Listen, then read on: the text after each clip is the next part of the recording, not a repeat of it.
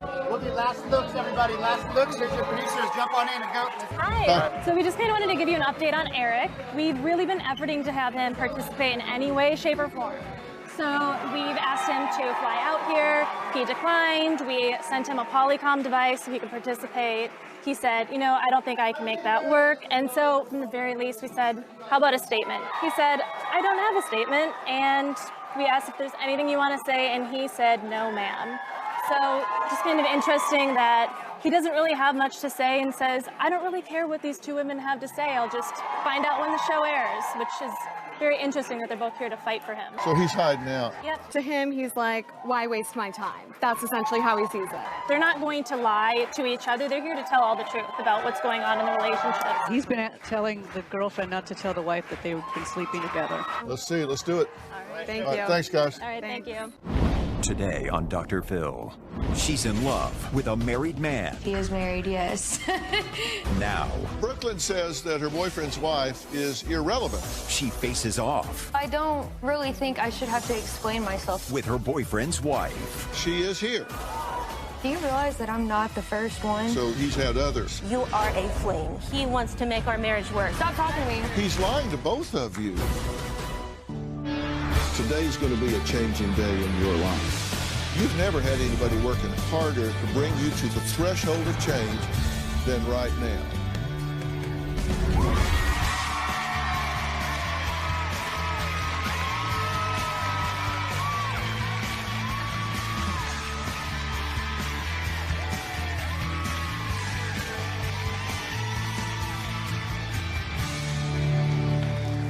Well, you're going to find this a little hard to believe, but 18-year-old Brooklyn says she is sick and tired of her mother butting into her love life and trying to ruin her relationship with her boyfriend, Eric.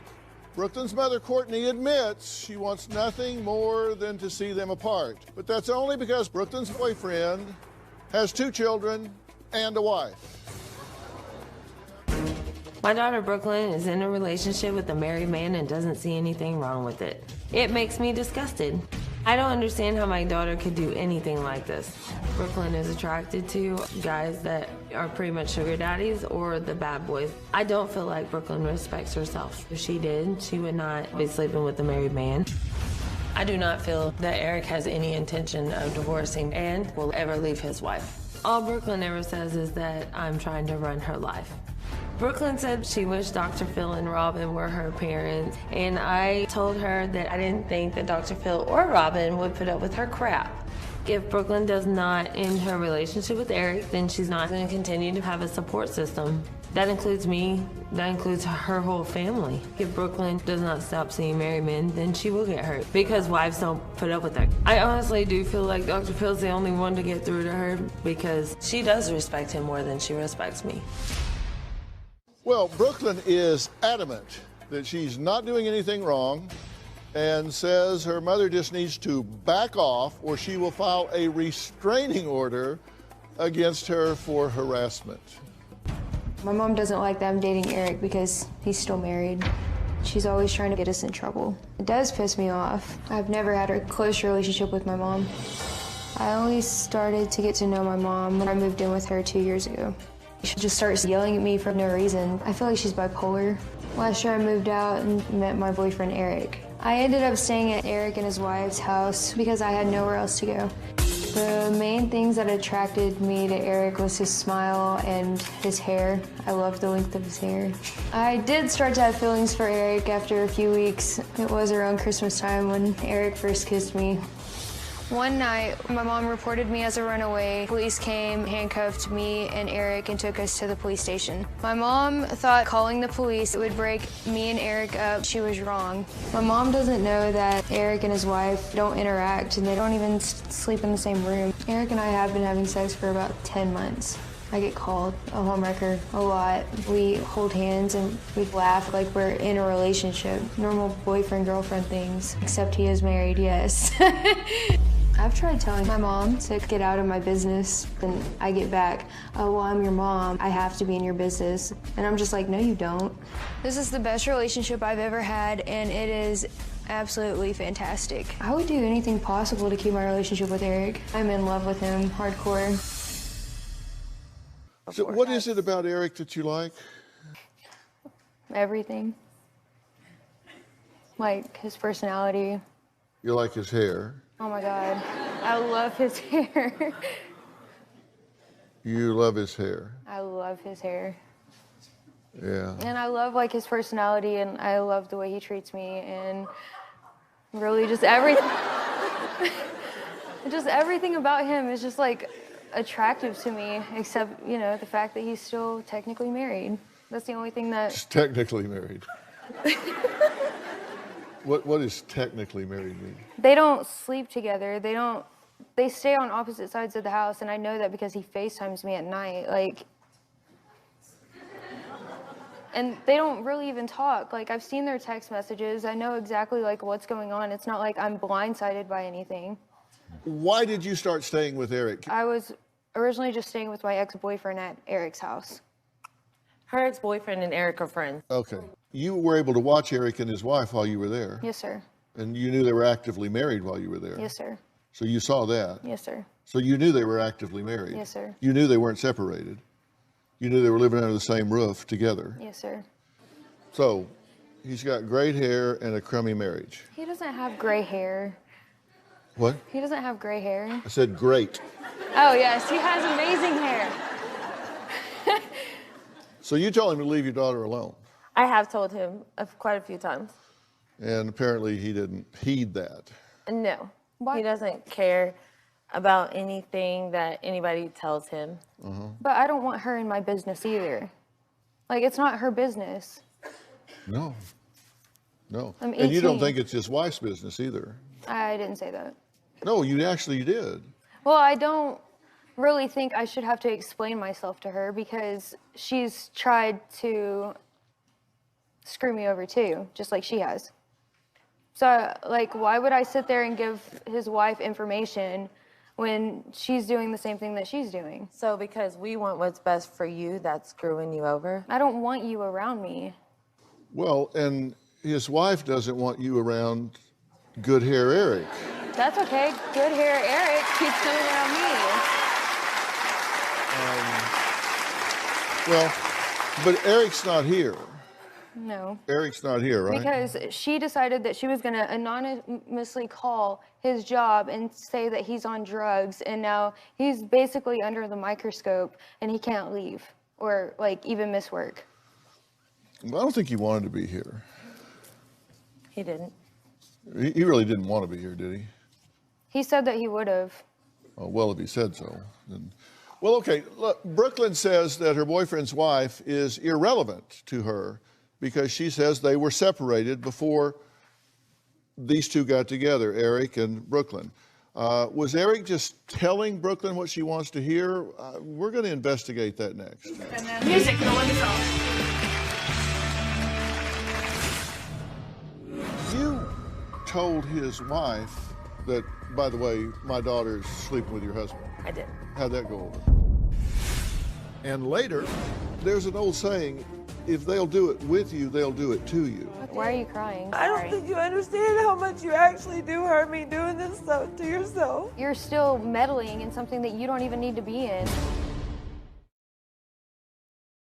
Ready effects to 41 in 3, 2, 1, effects. My mom has called the police on Eric and I several times. My goal was to break them up. I really just wanted to put Eric in jail. Recently, my mom called the police and tried to get Eric and I arrested for second-degree burglary.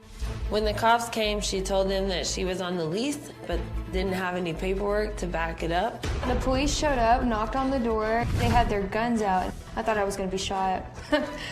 In the end, they both got out of handcuffs. When my mom calls the police, I think she feels like it's going to push me and Eric apart, but in reality, it just brings us closer together. Well, Courtney's daughter, Brooklyn, says that she and her boyfriend are in love, and they've even talked about marriage and her becoming a stepmother to his two children. In fact, she says they've even talked about having children of their own. Take a look. I miss you. I said, I miss you too. I wish you were here. He said, I know, me too. Eric and I's relationship is perfect. Definitely fantastic. Eric calls me his baby girl, tells me that he loves me all the time. Eric is pure trash, and for him to date Brooklyn openly in public is ridiculous. We're very loving, caring, affectionate towards each other.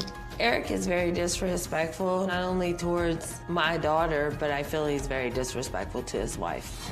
Eric buys me clothes, food, we go out and hang out together. Eric has gotten me my iPhone. He bought me my case. He has also gotten me this designer purse. He does a lot for me. Eric spends money on my daughter that he hides from his wife, Mandy. He does spoil me, hardcore. Eric got a bonus check from work and told his wife, Mandy, he lost it and spent it on my daughter. Eric has a secret room in his house behind a bookshelf that Brooklyn was staying in. Eric does call that his man cave. Eric was sneaking me in through his window every day because I didn't have anywhere else to go. Eric's kids do know about me, and they come up and they'll like hug me and give me kisses, and like it's really cute. They call me Star. It's kind of like a code name so Mandy won't know that they're talking about me. Brooklyn has actually told me that Mandy's so stupid and she doesn't know what's going on. Eric and I have talked about marriage one day, like way future.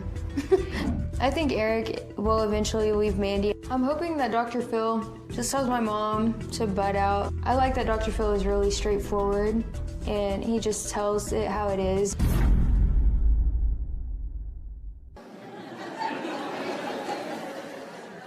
I do. I've been watching your show for like ever, Dr. Phil. I appreciate that. You say Eric loves you, right? Yes, sir. Because you say you don't really have a place to stay and you're just floating around, and he's separated from his wife. So why aren't you living with him? Because he's trying to pay off his charges that he got back in February. What kind of charges? It was unauthorized use of vehicle to a minor and contributing to a minor. And who's the minor? Me. I was the minor. He's got a DWI, right? Yes, he got that last year before I ever knew him. So he was drunk driving? No, he wasn't driving his car. He had just gotten on his motorcycle, and that's when the police showed up. Okay. So he was driving drunk while sitting on a motorcycle? Well, he had just started driving the motorcycle. Okay. He said he wasn't even down to the stop sign yet, and I know exactly where he was at. Okay, so he was driving? Yeah, it's just not far, yeah. Okay. Okay. So he should have had a DWIS, driving while intoxicated, sort of. Just a short distance. If you had been there with him, would you have gotten on a motorcycle with him to go home? No. Not when somebody's drinking. I'm already, like, nervous to get So on you them. do have some boundaries? Yes, sir, I do. I do. That's what I'm trying to find out. Yeah, I do. So you can't live with him because he doesn't have the money to get a place because he's paying off legal charges. And not only that, he can't sign for an apartment either because he's had charges within the past 2 years. Right. So where's he living? He's staying at his house that he owns with Mandy. Oh, so he's with his wife. Not with her, but yeah, like, no. It's kind of like he wasn't driving, but he was. No, like they don't. And he's like with his wife, but he isn't. It's a big house. Like he stays on one side, she stays on the other. They don't really even talk unless it's about the kids. Now, you told his wife that, by the way, my daughter's sleeping with your husband. I did. How'd that go over? She was very appreciative. She is here.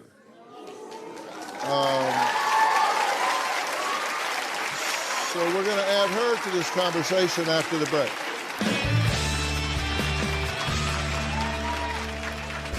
When I first met Brooklyn, I thought she was a sweet young girl, but I found out my husband Eric was cheating with Brooklyn. When I confronted Eric, he just kept denying it. I know who the liar is. And later, has your husband ever told you that he wants a divorce? No. He wants to have the best of both worlds. He wants his little fling, which that's what you are. You are a fling. 3, 2, 1, effects. Ready, 41. Brooklyn's in for a huge surprise because Brooklyn does not have any idea that Mandy and I talk every day. I wrote her a note with my phone number and put it on the windshield of her car. And when Mandy called me, I told Mandy about Brooklyn sleeping in Eric's car with him, that Eric wasn't going to the places he was going. I was actually the one that informed Mandy about his job promotion and the check that he got. And then I sent her all the receipts for all the stuff he bought Brooklyn. Brooklyn doesn't have any idea that Mandy and I are secret friends and that Mandy knows everything that has been going on. Well, Eric's wife, Mandy, says that 4 weeks ago, Courtney confirmed her biggest fear, which was that her husband is having an affair with Brooklyn. Take a look.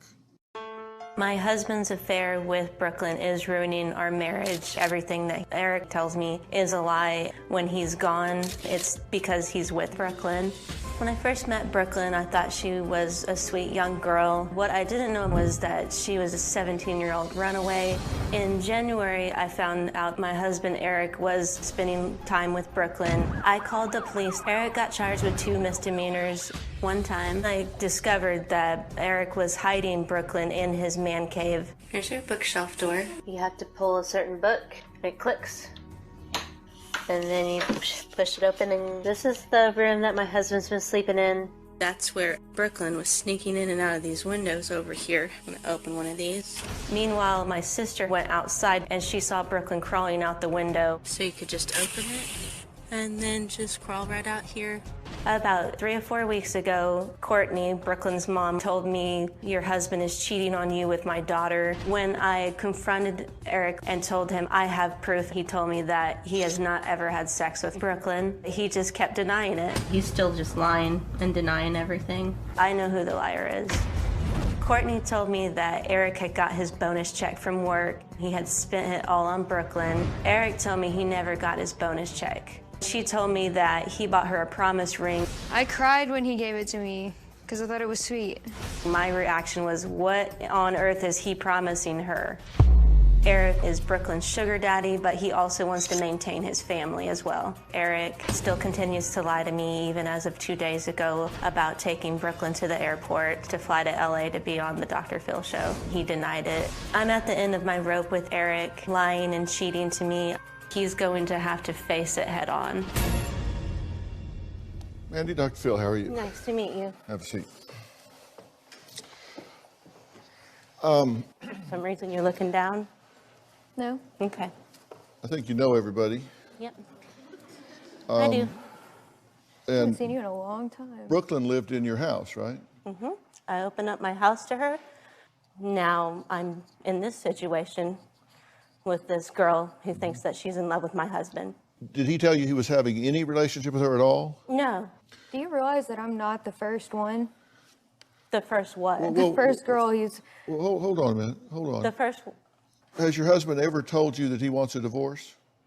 No. He's never said, and y'all aren't separated. We are not separated. Sleeping in a different room in a home does not constitute as being separated. I've seen you guys' text messages. Excuse me. I have seen your text messages. Cool. I'm glad you did. Okay, so he's telling you that he doesn't have an intimate relationship with her at all? Oh, yeah. I asked him on Monday. I told him, I know that you've been cheating on me and sleeping with her. And he said, I have never had sex with her. And sex with her in my house. And why would he tell you that? He wants to have the best of both worlds. He wants his little fling, which that's what you are. You don't know it now because you're 18 and you think you know everything. I am 16 years older than you. I was 18 once and I thought I knew everything. You are a fling. But says the one who got married. Listen to me. You trapped him. No. You listen to me now. Trapped him. You listen to me. I texted him yesterday. I can show you the message. I told him, do you still love me? Do you want to fix our marriage and make it work? Question mark. show it And to he me. said yes. He wants to make our marriage work. Well, he's lying to the both of us then, so. I guess so. You just can't be mad at me then. I can be mad at you. I am you mad can. at you. You're I'm right. furious at you. I'm glad. It doesn't matter if you like her or I not. don't like you either. You should still Stop respect talking to me. her. Stop talking to me. I don't have to. Yeah, you do. No. No, actually, one I doesn't don't. have to Stop stop talking talking to you. You need to listen. Yeah, we'll be You right need to back. start My listening.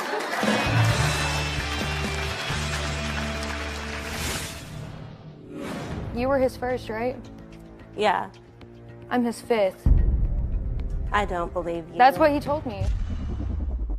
A new episode of Dr. Phil's true crime podcast, Twisted Love, bringing a murderer to justice. Mark exhibited a string of bizarre behaviors just after Michelle's disappearance. The cloud of suspicion darkens. Cleaning up the apartment, taking computer hard drives. Dr. Phil digs deeper. She and I were fighting. She was punching me. Did you kill her? Mystery and Murder. Analysis by Dr. Phil. Episodes 1 and 2 available now on Apple Podcasts and Stitcher. Ready, effects to 43. In 5, 4, 3, 2, 1, effects. Ready, 43. Eric got me a promise ring. But Brooklyn picked it out. He basically gave it to me on Valentine's Day, and it's really special to me because it promises me and him to be together. I have seen the promise ring. She wears it every day on her wedding ring finger. I cried when he gave it to me because I thought it was sweet. I'm pretty sure that the promise ring is fake. Looking down at my hand and seeing the promise ring, it makes me feel secure about my relationship. There's no way that Eric could hide that much money from Mandy to buy a real diamond promise ring for Brooklyn. Well, Brooklyn claims that Eric told her he is planning to divorce Mandy, who is here, but Mandy says that he's never once mentioned that he wants to divorce. In fact, she says he still claims he's just helping Brooklyn out. Now, you started to say he's had other affairs. Yeah. You were his first, right? Yeah, I'm his fifth. I don't believe you. That's what he told me. Okay, well, the fact that anything that comes out of your mouth is a lie, and same for him. Okay, but let's just assume that you're not the first one that he's cheated on his wife with. Do you realize how much that cheapens your relationship with him? She trapped him then. No. You know, there's an old saying, if they'll do it with you, they'll do it to you. Okay. I mean, if he will... No, you're the exception, right? You're the exception. No, if he will cheat on her with you, what makes you think he won't cheat on you with her? But it just hasn't happened yet. Why are you crying? I don't think you understand how much you actually do hurt me doing this stuff to yourself. You say you don't want to have a relationship with me and that you don't like me, but you're still my daughter. And it still hurts. Yeah, but you're still meddling in something that you don't even need to be in. She's trying to show you that error You of your guys way. just Be alike. a mother to you. I don't like you. I don't like you. Like, I don't care y'all are if you just like me. alike. Well, Yeah, I don't think you like yourself. Me, fine. you don't behave as though you do like yourself, because if you did, you wouldn't let yourself be used and abused this way. I don't feel like I'm being used. Well, I know you don't think that. I know you don't think that, but you said in jest that you wish that Robin and I were your parents. I guarantee you there would be one message that we would have for you, and that would be value yourself enough that the standard for admission into your life by any young man would be very high, and that their credentials, their resume would not be A, that they're married with children, B, that they're cheating on their wife, C, that they're in trouble with the law. This is a person that, if they loved you, would not be letting you bounce around on the streets with nowhere to live. Well, they do. If I had to live in a box under a bridge, I would do it before I would let that woman want for something.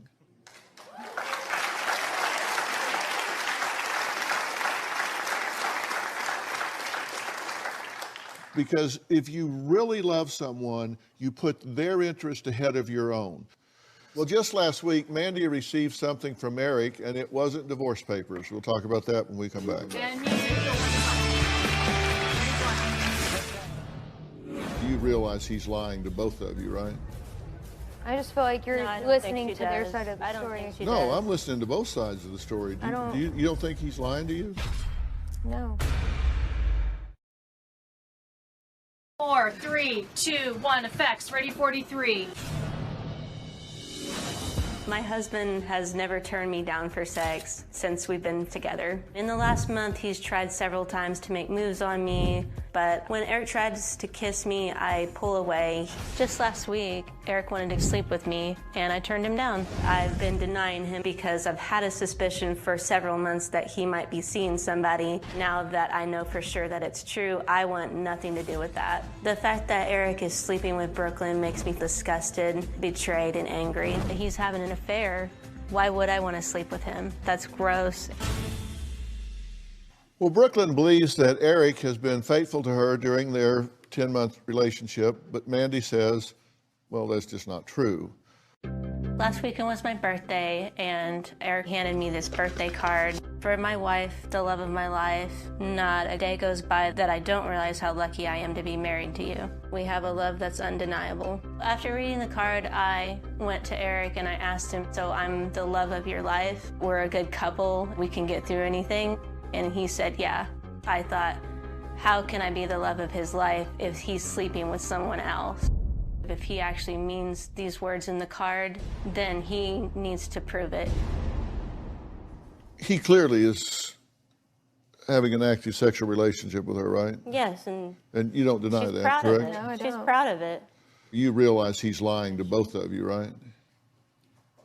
I just feel like you're No, I don't listening think to she their does. side of the I don't story. think she No, does. I'm listening to both sides of the story. You don't think he's lying to you? No. He's over here telling me that he loves me. He wants our marriage to work. Do you want to know why? Are you Because just of the- going to keep saying the same thing? Well, because I just want to make sure you're listening, like Oh, loud I'm and listening. clear. You're the only one here not listening to anyone. Go ahead.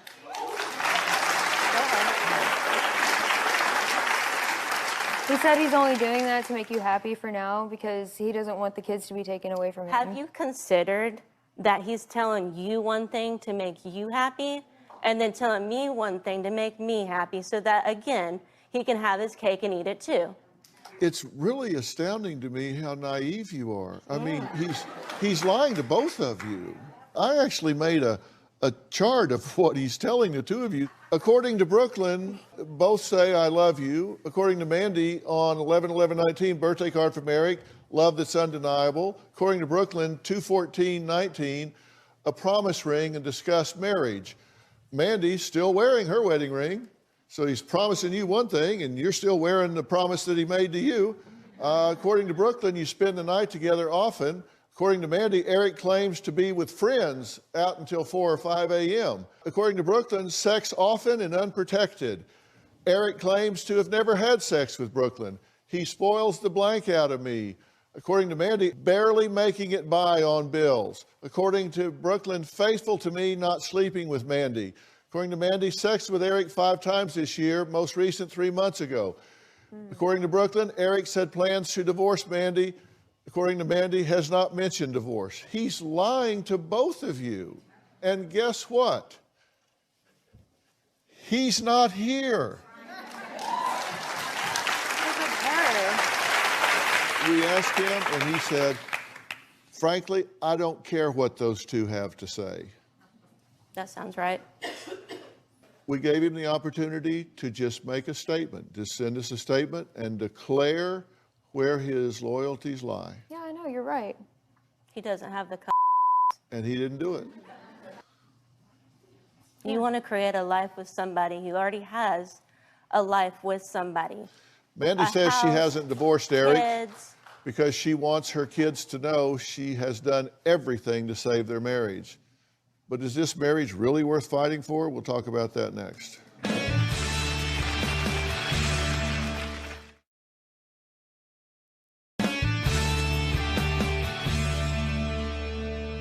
Brooklyn, let me ask you something. Don't you honestly recognize that he's not manning up on your behalf here?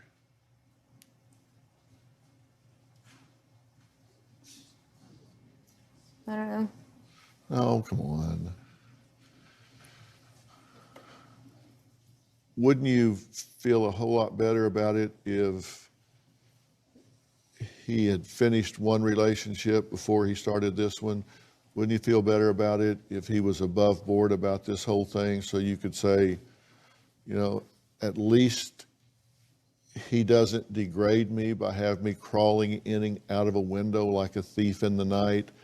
At least he treats me with dignity and respect, and I can walk down the street holding my head up high. I don't have anything to hide. He's not put me in that position. I don't. Wouldn't you feel better about it if he didn't put you in a position of having to be the other woman? I don't feel ashamed. Answer the rest of it. Like, I don't feel anything that you've mentioned. Like, Okay, so you wouldn't want him to be clear in his loyalty to you. I mean, I would, yes. Okay, and I feel like she's just saying stuff to stir up the pot. lady, it's your pot. That's what I'm saying. And whatever you do with it is up to you. And look, you're going to have every option here, because he is going to move on from her and change her like a dirty shirt. You know it, and I know it. She doesn't know it because she still has stuffed animals on her bed. And she doesn't know that. And in her defense, she is young and naive. She really doesn't know what she doesn't know. And right now, she's got somebody blowing in her ear and telling her what she wants to hear, and she's responding to that. This is not an evil person here. She's just naive, and she's being manipulated. The decision you have to make is whether or not you want to invest the energy to try and rehabilitate this marriage, or whether you don't. He didn't come here for a reason. He's a coward. Or he would have been here. And that will have nothing to do with her. And I suspect after all of this, he'll find reasons to not spend much time, if any, with her. And that's going to be very painful for you, but that's one of the lessons of life. And I hope you will learn a lesson from that and realize that if somebody really cares about you, they wouldn't leave you bouncing around on the street, and they wouldn't let you be in the awkward position you're in. I want to thank all of my guests today. Do you have a problem or situation in your life that you think I can help? If you do, then let me hear from you. Email me at drphil.com. You can tell me all about it. I'll see you next time. Thanks so much.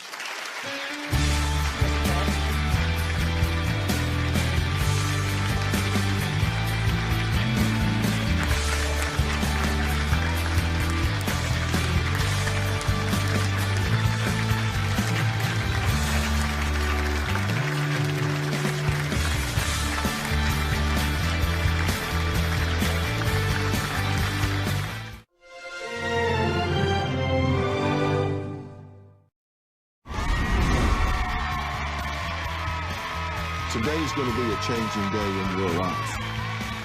You've never had anybody working harder to bring you to the threshold of change than right now. Well, my guest today looks like she stepped right out of an episode of The Lifestyles of the Rich and Famous. Lydia was sipping champagne in her fur hat, surrounded by her Italian oil paintings and expensive furniture in her mansion in the California hills when we met up with her and her daughters. But her younger daughter, Kim, says, look a little closer. Today on Dr. Phil. Not only is she going to inherit her mother's overcrowded mansion, we're going up to the champagne room. If you can ride, why walk? But it comes with a price. One giant mess and an older sister she calls the Royal Queen Demon Child. It's not my responsibility to take care of Lori. Who lives in the basement. You make it sound like I put her in a dungeon. No, I make it sound like what it is. I know you're tired. I know you haven't had sleep. Lori has been bullied in school. But she's 58. Kim says his fairy tale is more of a nightmare. Take a look. My mom owns a mansion. It's like 6,000 square feet. My mom is a spitfire. Okay, here's the friggin' elephant in this room. She's like a cross between Zsa Zsa Gabor and Lucille Ball. With the hats, diamond, champagne. We're going up to the champagne room. If you can ride, why walk? My mom looks like she's living the high life. Behind these ornate doors, there's a completely different story. The house is a mess. Gargoyles from France, paintings from Italy, chandeliers from someplace fabulous, but then hoarders stacks of papers and things that haven't been looked at in 20 years. She says some of the art is very valuable and other stuff is garbage, but only she knows. She walked me through the house and she said, garbage, perfect, take this, stick this under your arm. Nothing's written down. I can't remember. What makes it worse is my sister is mentally ill. She's 58 years old. She lives in a tiny portion of this house. Mom set up an apartment for her in the basement. It's all pink. Lori struggles with severe OCD. Okay, I'm ready. Major depression. She was never taught any basic skills.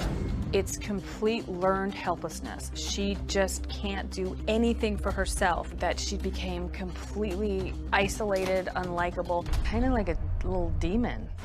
Lori's like a royal, victimized, handicapped person. She sits in this big giant chair. She's a genius at getting to do nothing. Because I hate that. Okay, yeah, that's as good as it's gonna get. She could live with my mom forever. It would be okay because they like each other. But nobody else finds Lori likable. I would rather die than have my sister live with me. I don't want to be the person that has to get my sister committed. My family situation is a crazy, sad, black comedy. I mean, what is it about the universe where you grow up in a house and the address is actually 5150? Can you see me sitting in this house with my sister and there's just me and her and all this stuff and a bunch of cats? I need Dr. Phil to help me tell my mom that it's not my responsibility to take care of Lori. You said, I would rather die than live with my sister. That's pretty strong. Tell me about that.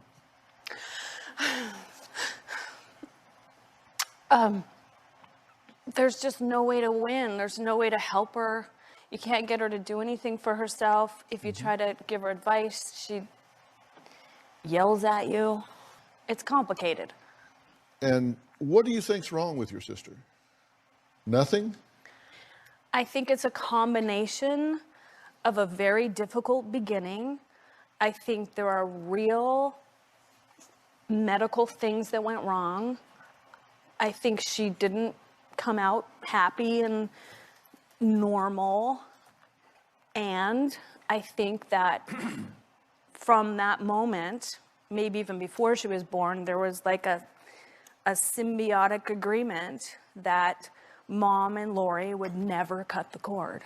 So this is set up where you're going to inherit this mansion along with your sister. Well, let's look at this mansion that you're expected to inherit. Your mother gave us a tour. This house makes me feel like I'm in Italy. It makes me feel like people are dancing around. It gives me nothing but happiness and pleasure. So we have arrived into the entrance of my small champagne room. I love the clean lines of the Oriental furniture that are really quite different from the Italian. The tusks are very special. I want you to know that no elephant was harmed. These are not the tusks of a real elephant. I love the horses. They work with the tusks. Everything is a work in progress. This table, my father bought it in Italy. It's a beautiful piece of marble. I love this sink. It's real gold. It's got rose quartz handles. Look at that. Is that gorgeous? This is what I'm going to wear for the downstairs tour. So we've landed in the dining room. The beautiful detail of the craftsmanship of this gorgeous table. Obviously, if you're going to have peacock windows, you do need to have some peacock fans. My stepfather bought this ship for the family in the 1950s. I believe a Spanish galleon. These glasses are Murano glasses. The color that they make is mixed with gold. I don't know what it is about me, but I love beautiful furniture. These chairs, there's only a handful of them in the world, and there are some, I think, in palaces that Queen Elizabeth owns. These are the things I think that makes a house feel fun. This particular piece of furniture, we affectionately call it the Queen's desk, and you can leave that to your imagination as to who that belongs to. One of my favorite things that I happened to see in a window was this horse. I put him out here in the entrance, so he is my greeter. Those dogs are from Brazil. Each piece of glass has been put there by hand. I like combining whimsical with classical if they work. This has sort of a religious feel to it. It looks like something when you'd walk into church, there might be some holy water in there. In this house, however, it would probably be champagne. Beautiful view. I wish I could take that with me. I like it all.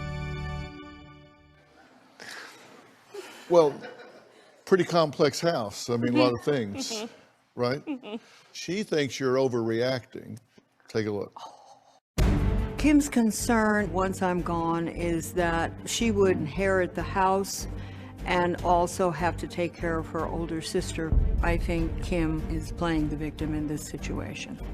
I've done everything legally that I need to do to see to it that Kim and Lori are both secured at the time of my death.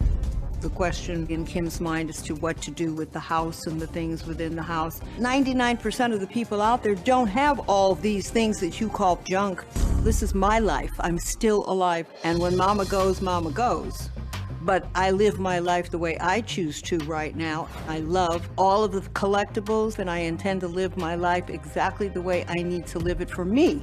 If I was having a conversation with Kim right now, I would say, you know, get off the cross. It's occupied. You say she needs to get off the cross, it's occupied. Yes, I did. So what do you mean? Kim has so much to offer, and I think there's an awful lot in her that holds on to being the victim, because the reality is the relationship with Kim and Lori had been very difficult. It's not easy when you have one daughter that has problems that are very real problems. She thinks this is because she is being enabled and is allowed to get by with all of this, and basically thinks while there may be some issues that are there, that she's running a con on you. Lori has been bullied in school and all kinds of problems, and she does have a chemical problem, and I'm not hiding behind that. But what I will say is that... But she's 58. How long has she been living back with you? She's been back with me for 7 years. And living in a room? And it's, well, you make it sound like I put her in a dungeon. No, I make it sound like what it is. She's living in a room. She wants to live in, well, it's a space that has a kitchen, a bathroom, a shower, a washer and dryer. And that's because she needed some privacy. And I needed some privacy. For 7 years? I mean, she doesn't do... I wouldn't need it for 7 years. Does she engage with people? No, she doesn't. She's not good with that at all. She needs to get out of her own way. Well, we're going to find out why Kim says this might be a case of Munchausen's. She'll explain why she says that when we come back.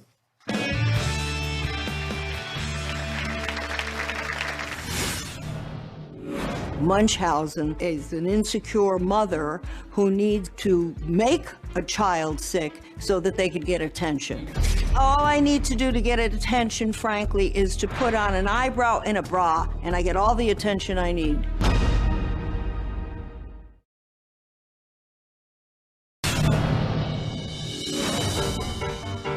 My doorways are very important to me. They're beautiful. They're all beautiful. The candle holders are quite lovely. This particular piece here was bought in Sorrento along with a matching desk. These glasses I bought when we were in Germany. I know, or possibly, I think they were bought in Milan. One of the things that I love the most about this house, really the most, is the spectacular view. Even on a day like today when the rain has been out and the sun is trying to give us a little smile before we leave.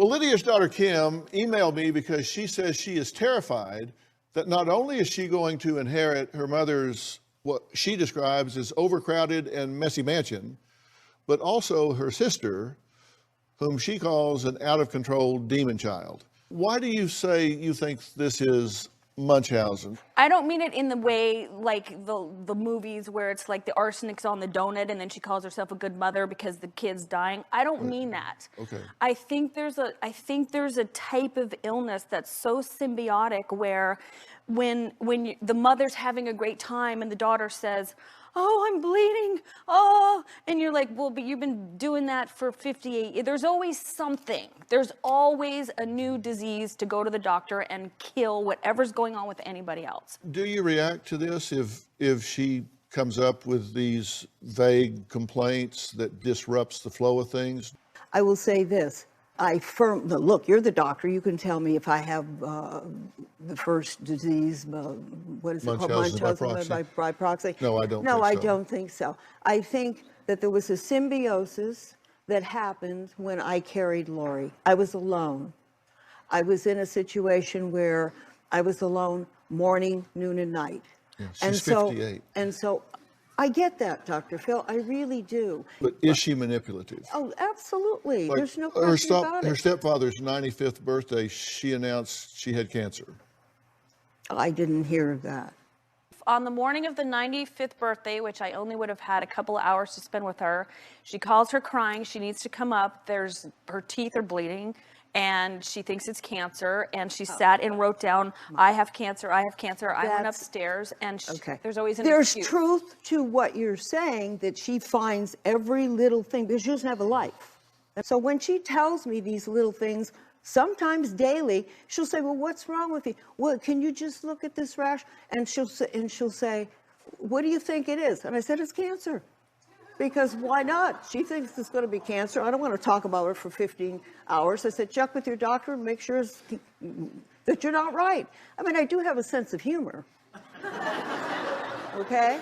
I mean, trust me, you have to have a sense of humor. Yeah, when that's you the have knee slapper. situations like this. Oh, yeah. Does she manipulate? Yes. But she's also very loving, very giving, also there's things that Kim doesn't see. Kim will see things from her perspective. She doesn't see the other things. So, yeah, of course we How do. is she giving? Well, for example, the other day when she went to the doctor, she came back and she said, "Oh, Mommy, I know you're in a rush. I bought you a sandwich from Subway." But you know what I think about when I hear you say that? Sure, what? Go ahead. I've sucked you dry for 7 years. Here's a sandwich. I don't think she thinks like that. No, I don't think she thinks that way, but I think that's what's happening. Coming up, we're going to meet Lori. I understand she was having some difficulty backstage with our staff earlier. So we'll see if she will join us next. We'll see.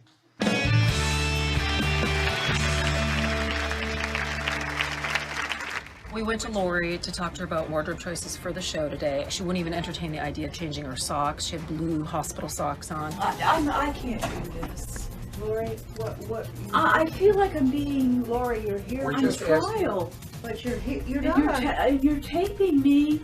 This is what we're here for, to see where you're at and what you need. We sent our hair and makeup artist down to Lori's dressing room because she didn't want to come upstairs, and once we sent them down, she refused to do hair and makeup. No, I don't want to get my hair and makeup done. I haven't slept in a week. You cannot leave. They're done This questioning is not right for you to do for your life. Sit down, please. Here, come back. Now you sit down.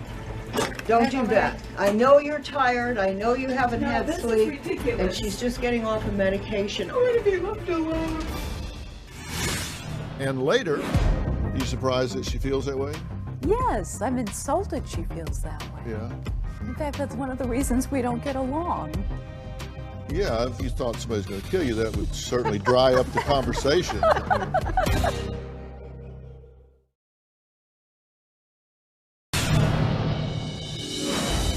I don't get to see my mother very often because of my sister. It's not worth the brain damage. So when I do come to town, I stay in hotels. I've seen when the medication doesn't work, because that's the excuse. There's always an excuse when Lori, you know, goes off the rails. And she gets mad, she gets like those, those cobra eyes. And I imagine she could hurt me or scare me. I don't really believe that she would kill me, but I'm not sure. If my mother wasn't alive and my sister got into an angry fit, she could maybe trip me down the stairs if she thought she could get away with it. Well, ever since Kim's mother, Lydia, started talking about her will, Kim has been overwhelmed with the idea of inheriting what she describes as a rundown, messy mansion, along with her older sister, who Kim says is a manipulating genius. Now, Kim claims that her glamorous and spitfire 78-year-old mother is to blame for her sister's childish behavior. Take a look. I admit that. Part of the problem is that I've done too much for Lori. I have been very enabling, and I have stopped doing that. Lori would have a problem with any future changes after I'm gone. What would she do in her life? Where would she go? I don't think Kim should have the responsibility of providing for Lori, because I think I can get that handled. Kim thinks that there is a Munchausen situation and that I don't see it. Munchausen is an insecure mother who needs to make a child sick so that they could get attention. All I need to do to get attention, frankly, is to put on an eyebrow and a bra, and I get all the attention I need. Have since I was a little girl. Thank God one of the gifts that I received was being attractive. I wish for Kim to live the way she needs to live. I wish for Lori to live in the way that she needs to live. This makes me feel like I'm living my life, and I intend to do that for another 50 years or so. And I'll drink to that.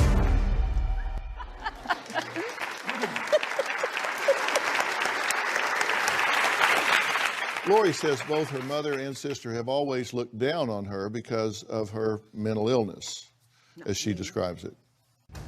My relationship with my mom is very toxic. She's very overprotective. Oh, I didn't sleep very well, and I just want to go downstairs and relax. And you just got off that medication, didn't you? She tends to talk down to me. She makes me feel incompetent in front of people. It embarrasses me and it affects my self-esteem.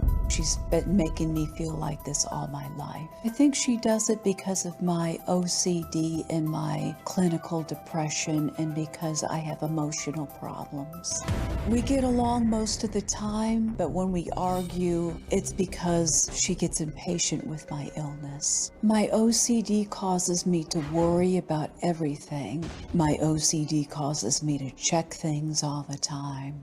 There is always a constant fear of getting ill, getting sick, dying, that type of thing. My sister Kim always looked down on me because of my illness, and she's always been afraid of me. She's even said to my mother multiple times that she thought I was going to kill her, but that is not true. My sister Kim makes herself the victim. My fear is I might end up alone in this world and maybe end up homeless or with no one to love me, no one to care for me. I wonder how I'm going to make it. I wonder how I'm going to survive. I would say to Kim, I hope that someday we can be close and we can get along. I hope you can help me. So how are you feeling today? Very nervous. Mm-hmm. We've been kind of talking, and I'm interested in knowing how you think you get along with your sister, Kim. We're not real close. I just don't think she understands my illness. Mm-hmm. You said you're afraid of heights, so you needed a dressing room downstairs. Yes, I won't go upstairs. But I was watching on film, and you were going on stairs. If she didn't have 2 handrails, I wouldn't even be going up those. There you are. I don't want to see it. Oh, okay. No, I don't want to see it. Because you're not even using your cane or anything. You're just because I'm hanging on 2 handrails. Yeah. But our stairs are not as steep as those I saw stairs. your stairs. I wouldn't be here on this stage if I had to go up those stairs. Ours are carpeted with handrails. Doesn't matter. I wouldn't go up. Yeah, well, I've just found that interesting. Okay, what do you do for fun?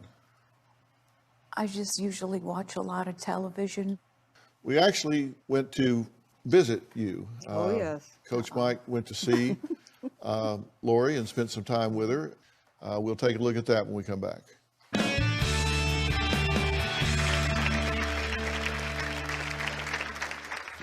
Oh, hi. Are they filming now? They are, yeah.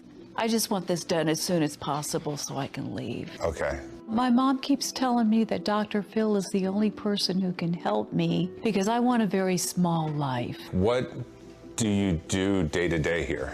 I just visit with my mom and watch television. And later... That's not what I was told. Yeah. Okay, well, that's why we're giving you a fact check here. The twisted finale of Dr. Phil's true crime podcast. Houston detectives told us that without Mark's full confession, they had nothing to hold him on. They may never have found Michelle's body, and he could have gotten away with it all. And a trial that goes deeper into the killer's depraved mind. He had a defense ready, and trust me, it will blow your mind. Mystery and Murder. Analysis by Dr. Phil. Episodes 1 through 5 available now on Apple Podcast and Stitcher.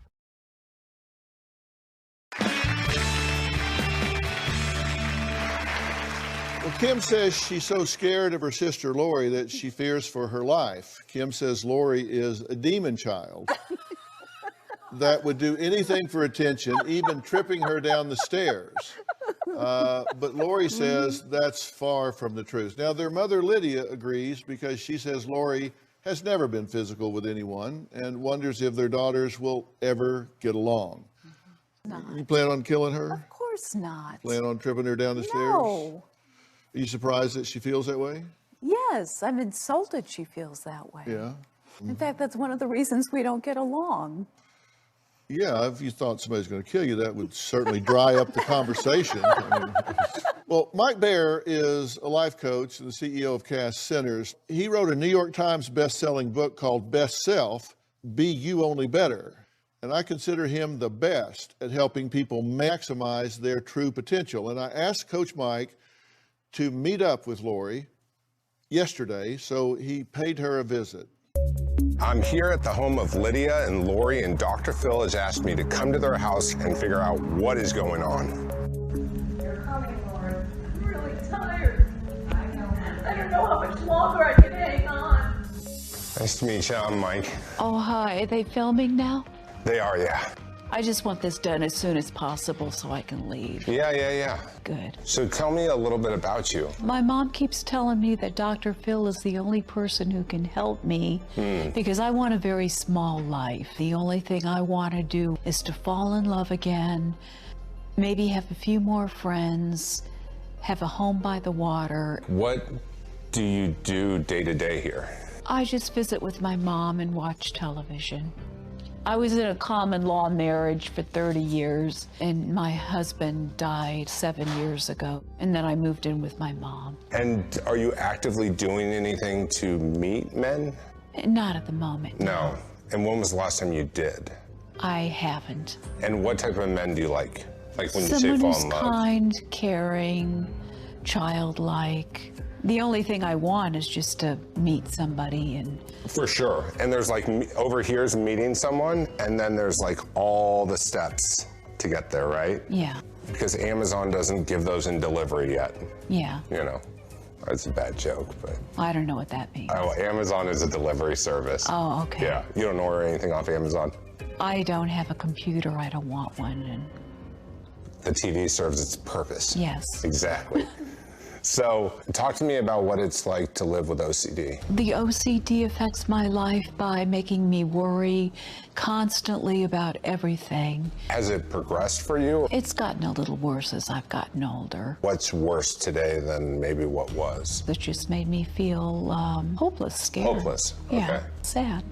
I'm on some very serious medication, and If I don't get these medications every single day, I will die. The whole intention of this is to help you, not hurt you. You know you need more connection with people, right? Yeah. But on the other hand, you have this part of you that's I'm like... a very private person. I like to be alone. You say you watch TV, so what do you like to watch on TV? Laverne and Shirley. I just constantly have the TV going. Even if I don't watch it, it's on. It's almost like medicating. Yeah. If it would be nice to have more friends and fall in love, what do you think will need to shift? Probably for me to get out of my room and go places to make friends. Yeah, because unless there's a robbery and someone comes in, I don't know how you're going to meet a man. Yeah. And so we'll sit down with Dr. Phil and talk about what decisions you need to make. I mean, like when I met my husband, we fell in love right away, and I didn't need Dr. Phil's help to do that. Well, I think you're in a different spot now. Can you tell me a little bit about with your mom and sister's dynamic? Well, my mom basically has damaged me by overprotecting me all my life. My sister has always been judgmental and has treated me very badly because of my OCD and my depression. What do you think it'll take to improve that? I think they need to change. And so we're going to sit down with Dr. Phil, present it to him, and see what he has to say. Okay. When Lori left the house, she hobbled, hunched over with her cane, and I got the impression that she really takes on the role of being just so weak, so sick, incapable, and just overall wanting to be left alone. I just sat down with your daughter, Lori. What do you wish was different? I wish that, first of all, my daughters were together in terms of at least being able to be pleasant to one another and maybe down the line actually get to know each other and like each other. And so if you could wave a magic wand, what would things look like for Lori? I think that Lori needs to be away from Mom, who is right here if she has a problem and just can come upstairs. In order to get well, she might have to turn Laverne and Shirley off and do something for herself. I'll go back to Dr. Phil and tell him what we spoke about. I'll drink to that, Mike. So I'll fist bump it to that. All right, there you go.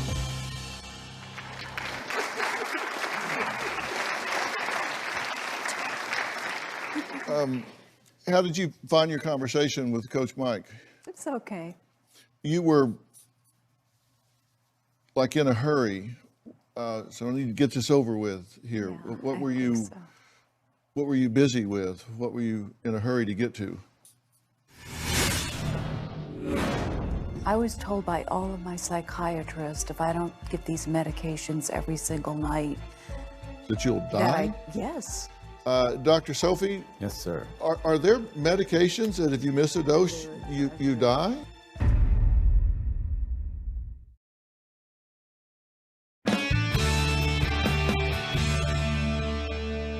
How did you find your conversation with Coach Mike? What were you busy with? What were you in a hurry to get to? Well, I don't sleep well at night, and I was just tired. I just wanted to rest. Okay. Did anything she said to Coach Mike jump out at you? In terms of... Well, like, for yes. example, she said, there's medications I'm taking that if I don't take them, I'll die. Well, I don't know if she was told that by a doctor. I was told that by all my psychiatrists. So I don't know if that's factual or not, Dr. It Phil. is true. So I don't know what she was told as far as that goes. Really? I was told by all of my psychiatrists if I don't get these medications every single night. That you'll die? Yes. You miss a dose, you're Yes. dead. Yes. I want to introduce Dr. Charles Sophie as a board-certified and licensed psychiatrist. He is really steeped in psychopharmacology. Dr. Sophie? Yes, sir. Are there medications that if you miss a dose, you die? Not that I'm aware of. Is there anything? I mean, that we're talking about in treatment of depression or OCD. Is there a medication that if you miss a dose, you die? No, but it will make it worse, and that's maybe what they were trying to convey to her. No, if you don't that's stay not what with I your was medication, keep it at a blood level it needs to be, the disease can take over again. Yeah, that's not what they're saying. They're saying you miss a dose, you die. No, not at all. That's not what I was told. Yeah. Okay, well, that's why we're giving you a fact check here.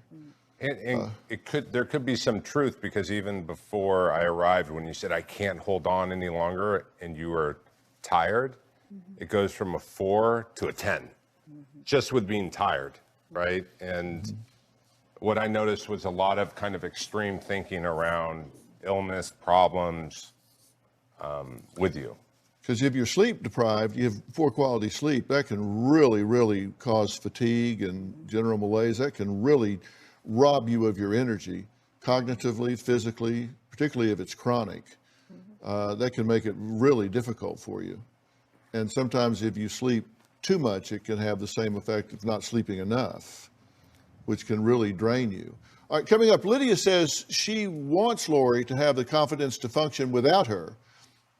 And my thoughts on that and on Kim's concerns about what happens in the distant future when we come back.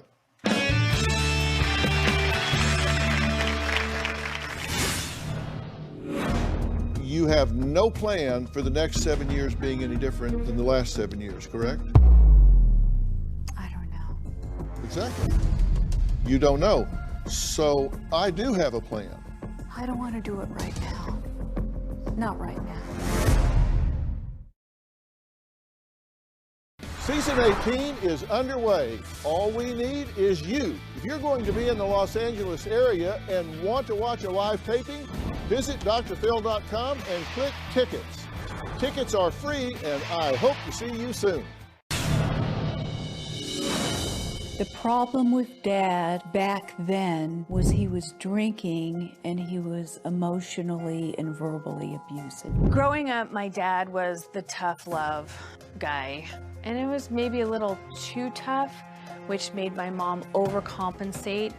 I wasn't thinking about the consequences of what would happen if she latches on to me and I do everything for her. I was thinking of the pain that she's going through. Since my parents' divorce, the relationship I have with my father is very good because I forgave him for the abuse. He's a very good father to me right now. You say you want your life back, that you want to get back into the swing of things and enjoy your life. And I saw pictures of you with your husband, and you're grinning ear to ear, and you looked happy and vibrant. And I want that back. And if you want to change your life, then you have to behave your way from where you are to where you want to be. Do you agree with that? And, you know, Coach Mike, how do you approach this? How would you do this from a coaching standpoint with Lori? Not generally, with Lori. With Lori, I would change the structure of Lori's life. So it would be someone, when she wakes up at 6 a.m., starting with a ritual that kicks off the day, writing out some goals for the day of what is going to get accomplished. You're talking about with a life coach? With a life coach, with a woman who comes by the house and starts to work through her goals.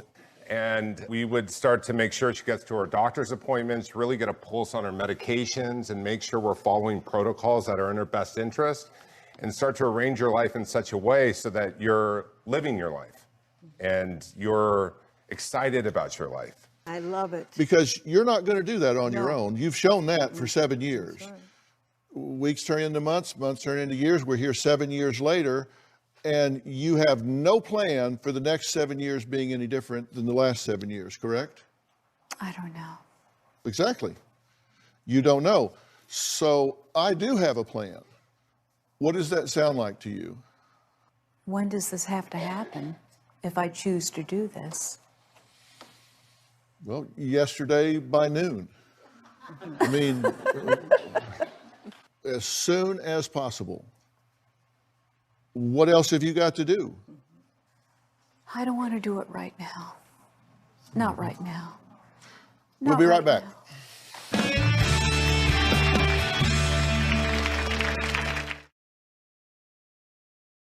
Want to know what's coming up on Dr. Phil? Visit our website and subscribe to our email newsletter. You'll get weekly updates, life strategies, and exclusive video that you won't find anywhere else. Plus, on drphil.com, you can see sneak previews of upcoming shows. Log on today. I just described something to you that I think can sound really overwhelming to you. That does sound overwhelming. Oh, and listen, I get that. Trust me, I get It's like that. somebody's watching me live my life, telling me what to do from the moment I wake up in the morning to the time I go to bed. I don't know if I can. Yeah, which is exactly what you need, but. I don't know if I can deal with that right now. No, I understand, but. I'm just being honest, I don't know. No, and I am too. I'm being very honest. That's exactly what you need, because without that, you will continue to require so little of yourself that this year is going to slip by whether you're doing something about your life or whether you're not. And what you need to understand is that the role of a life coach is to meet you where you are, not asking you to meet them where they are. Meet you where you are and set a pace that you can handle. But it's got to be more than what you're doing right now. Because what you're doing right now is not getting you what you want. Do you get that? Absolutely, 1,000%. Now, we've talked about it. It's absolutely true. Those of you here in the audience, if I came to you and said, we're going to really polish up your life and you're going to have a partner in doing this, if that's something that would sound good to you, stand up right now. I'm standing up right now. All right, y'all can sit down because I'm not doing that. Now I have to get back up. But I am doing that for you. Here we go. Well, he's more my type, though. Yeah, okay. There we go. Thank you. All right. And what you're concerned about is being overwhelmed. I feel overwhelmed. Yeah, and I'm saying you don't need to feel overwhelmed because you're going to be comfortable with somebody and they're going to take this a step at a time where you go, I feel good about this. Let's build on this today. We'll add something to it next week. We'll add something to it next week. I can't do it where the answer is not right now. Yeah. I completely respect that you don't want to lose control of your life. And that's not what I'm telling you. Don't miss the fact that I said, you're in control here. We're going to bring you the help, and you guys are going to negotiate what you want to do at your pace, as long as it's more than what you're doing right now. We will meet you where you are and move at your pace. You're not losing control here. You're in control. Will you agree to meet with this person? Come on. All right. Okay. Do I have your commitment? Okay. All right. Look at the audience. Okay. You know, and as for your concerns about this, I have a really good friend, Ann Margaret Carrozza. She wrote a great book called Love and Money, and she really specializes in estate planning. She certainly says it's important to not put 100% burden on one child. And that's why we're here saying, let's start doing this now. Let's get this balanced out now.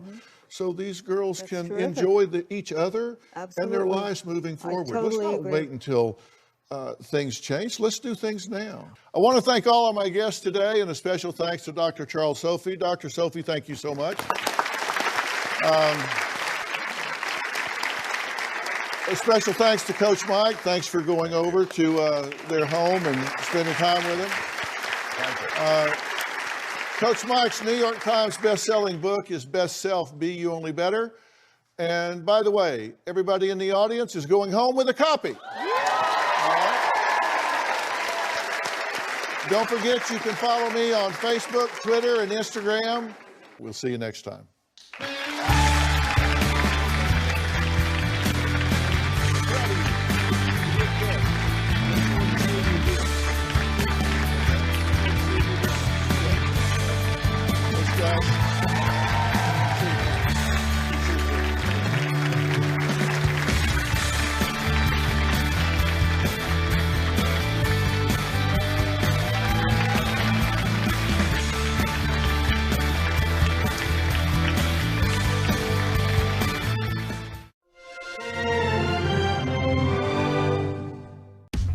We got more videos of this boy for the show today.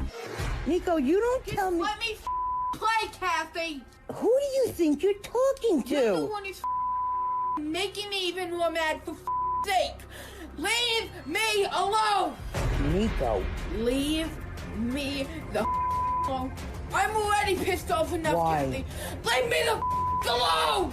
Nico, what is going on? I don't want to talk about it. What is going on that's making you like this? Why do you please leave me alone?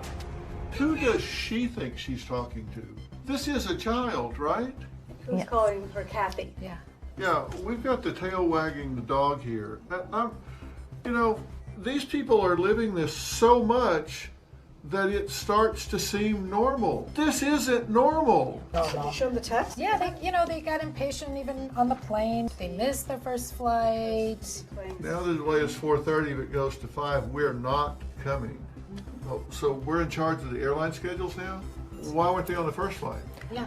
They were afraid to wake up their son too early. We'd been playing video games 17 hours the day before. He was tired. Who do they think is going to hire this child? Seriously. Yeah. Somebody needs to call this kid's bluff and give them a wake-up call. Don't say a word to them. I'll handle it. Perfect. Got it. Today on Dr. Phil, a son's video game addiction Leave me alone. crosses the line. Who do you think you're talking to? He gets what he wants by bullying us and terrorizing this house. Nico has threatened to kill us. Taking back control. You're not going to school, so you're basically just sleeping, eating, playing video games. Yeah, I have tried everything. You're negotiating with your child to take a shower. Well, I was kind of bargaining. You're enabling the behavior. Today's going to be a changing day in your life. You've never had anybody working harder to bring you to the threshold of change than right now.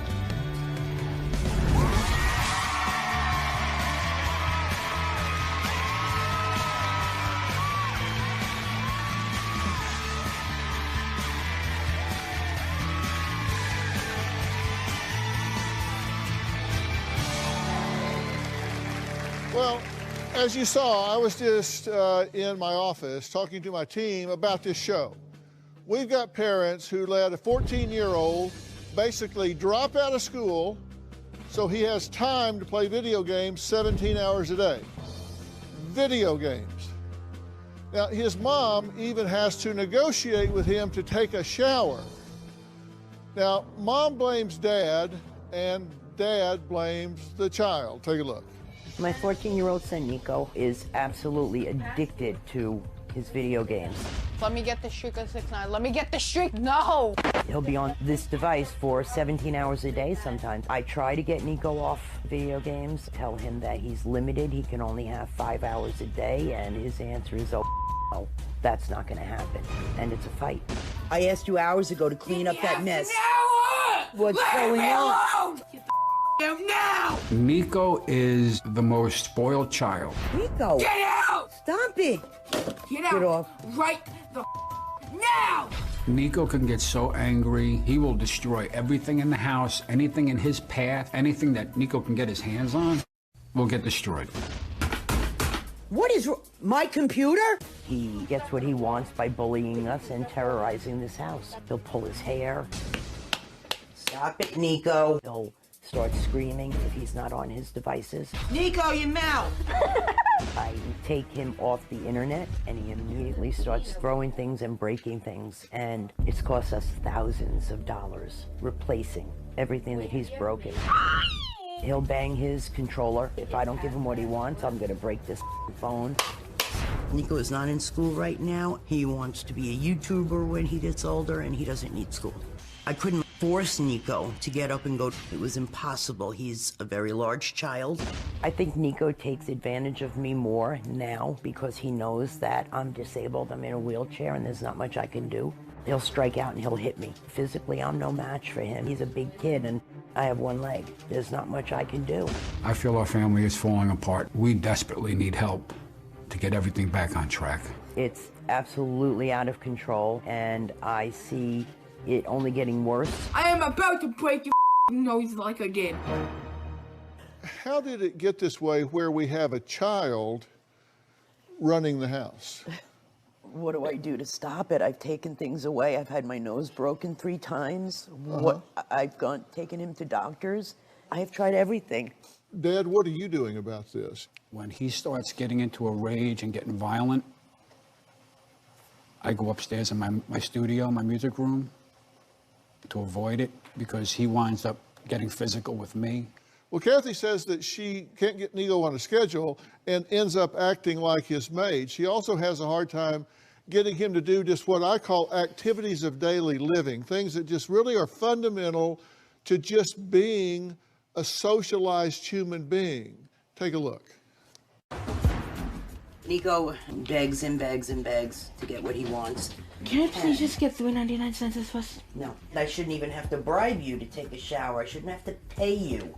But if you take one, I will allow you to get something, but you're taking your shower first. That way I know if it's done. Can I get calf now? No. Stop banging. It will get done. God. Nico, don't. It's very simple. Bang the phone again and I take it away from you. Take your shower. Please. I can't! Stop it, Nico. Then just gonna let me. Stop saying that, Nico. No, I'm not gonna stop. Stop saying that. Whatever, Kathy. There we go, calling me by my name. Keep it up with the disrespect, Nico, and you're gonna lose everything for the day. You're not getting anything until you do what you need to do, which is take a shower. I'll think about the 3.99 cents, but I'm not waiting until 4:30. All right.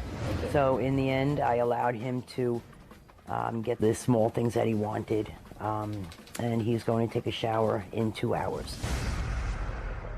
It's now 3:45, and you promised me at 2:30 you would take a shower? I forgot. Well, I'm reminding you. Take a shower, and Mom, then you can I'm get in back the middle on. of something. I can't right now. Please. See, this is what happens every time.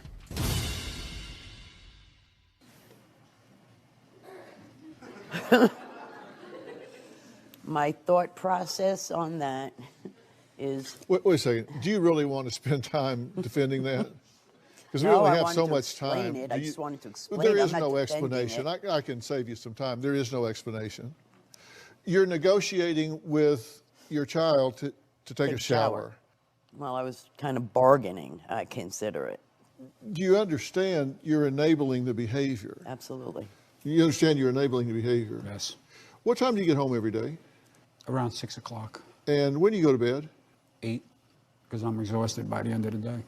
So you're engaged an hour or two. Right. And you have it the other 22.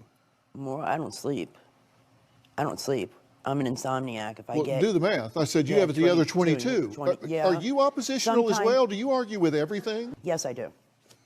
I've been in the legal field for 38 years. I'm sorry. Yeah, me too. I'm And I sorry, can I win, know. so just don't bother. I'm not trying to argue, Dr. Phil. I'm not. Please. Yeah. We have to take a break. Coming up, Evo says he's a big sucker when it comes to his son and buys back devices that he's confiscated or smashed. We'll talk about that when we come back.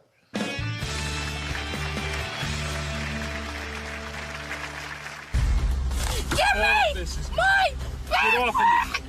Get off me! I have slapped Nico in the mouth, in the face for cursing at me. I've broken 2-3 pairs of glasses. The two of them are 2 peas in a pod. And later, if we could unscrew the top of your head and look down inside while all that's going on, it would scare the hell out of us, wouldn't it? Oh, yeah.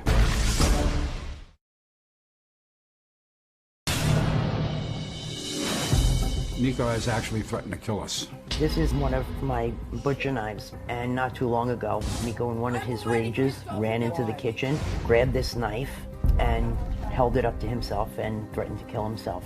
Thankfully, Evo was able to get the knife away from him without causing any harm to himself. Because of Nico's threats, I no longer keep the knives up there. I have to keep them in this lockbox. So I put them all inside the lockbox. This is what I do every time I need to cook something. Lock it up, and then this comes in my room with me, so I can always keep an eye on it, and he can never get to them. Okay, Kathy and her husband Evo say their 14-year-old son Nico learned his behavior from what's going on inside their home and not from playing violent video games 17 hours a day. Take a look at what they had to say. Get out off. right the now! Nico's behavior is absolutely learned behavior. Leave me alone! Evo has shown him how to do this by the way he acts. Give me my back! Get off me. When Evo's angry at me, he'll get very disrespectful. The two of them are two peas in a pod. I have slapped Nico in the mouth, in the face, for cursing at me. Evo, show what a maniac you are. I slapped him and accidentally hit the glasses and broke them. I've broken 2, 3 pairs of them. So we had to go buy new ones. I'm very ashamed of it. The same tone of voice that Nico uses, Evo has used on me. Are you a dumbass or something? I want to give you an analogy here. There's something in the world of psychology called the prison experiment. And it was done by Dr. Zimbardo. And in this prison study, Dr. Zimbardo just took a group of students and just randomly said, okay, you guys are going to be guards and you guys are going to be prisoners. They just went down to the basement of the psychology building and they said, okay, this is going to be the prison and these rooms are going to be the cells and you're going to run it just like a prison. And within a matter of a half a day, they had to suspend the experiment because the guards became so brutal and so abusive that it was getting out of control.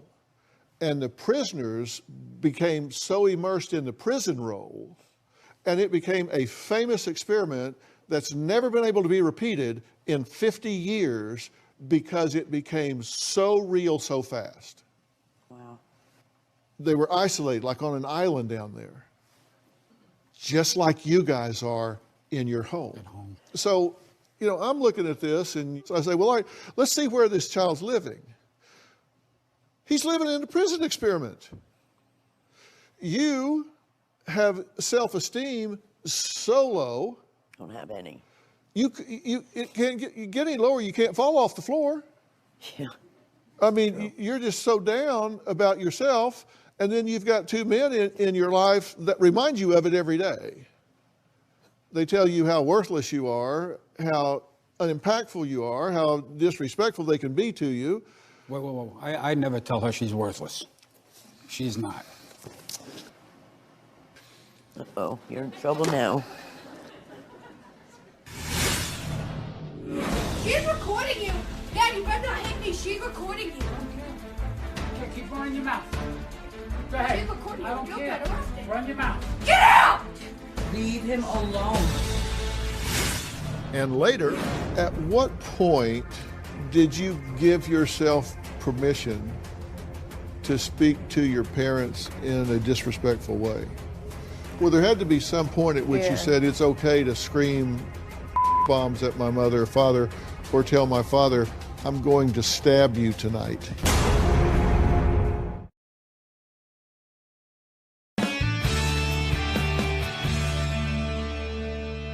You were telling me how you don't tell her she's worthless. I never say worthless. Fat bitch, but not worthless. I speak before I think. That's my We didn't ask what the order was. You were saying, I don't demean her. I don't tell her she's worthless. But you do call her a fat bitch. When I get mad, I don't think, and it just comes out. Would that be a yes? Yes. Okay. But you want to play semantics with me that you don't tell her she's worthless. You just tell her she's a fat bitch.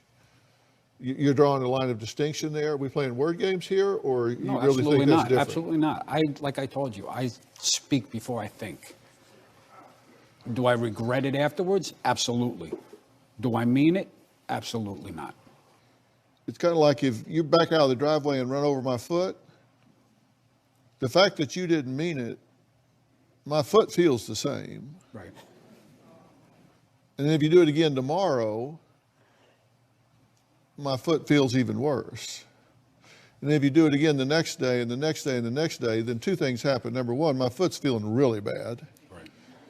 And two, I'm beginning to wonder if this is really an accident. Take a look at how Evo reacts to being taunted by Nico. Get away from me! Get away!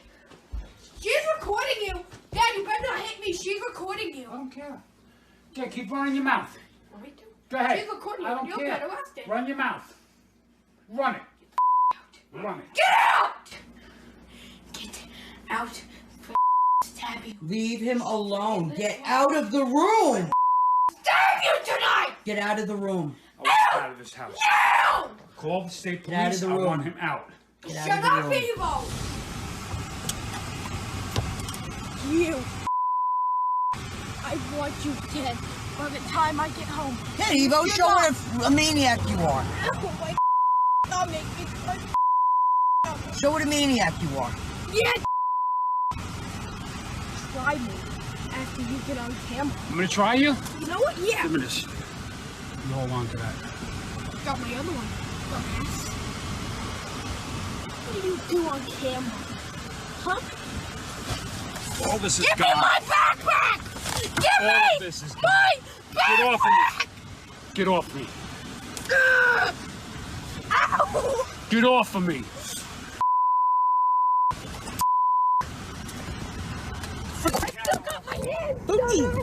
Don't you slap anything out of my hand. You know what? Both of you. I'm leaving. I'm so ashamed of seeing this. I can't imagine why this kid's spinning out of control. And, you know, if we could unscrew the top of your head and look down inside while all that's going on, it would scare the hell out of us, wouldn't it? Oh, yeah. Because I'm one of those people that looks past anger and rage, and behind it is hurt, fear, and frustration. What I'm seeing there is a lot of pain. You're expressing it in anger because angry people have the attitude to get them before they get me. But anger is nothing more than an outward manifestation of hurt, fear, and frustration. And I think you're experiencing all three. What are you so angry about? I was raised, I saw a lot of violence when I was young. I've seen people getting hands crushed in vices for stealing. Who crushed whose hand in vices? Somebody robbed from my father. My father did it. And how old were you? Probably about Nico's age, 13, 14. I've seen a lot of violence, stuff I should not have seen. It's interesting what people grow up with. And it leaves a mark, does it not? I am physically, emotionally scarred, horribly. And seeing this, it's killing me. Do you think I know what I'm doing? Absolutely. This is an eye-opener for us, for our family. Well, speaking of family, we're going to meet the 14-year-old teen who is controlling this house and hear what he has to say next.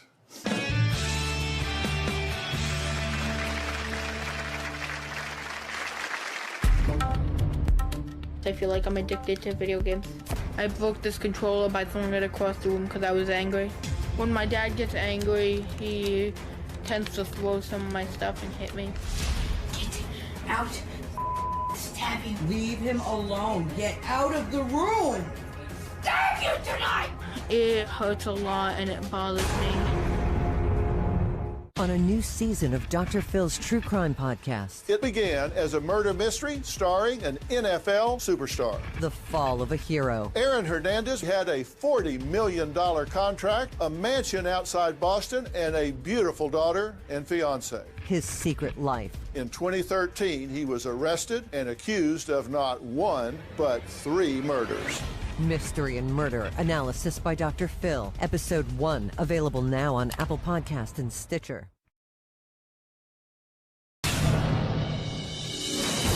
I have an anger problem. I lose my temper, kind of like blackout. I pass out probably in the beginning. I get so enraged. Get off of me. Get off me.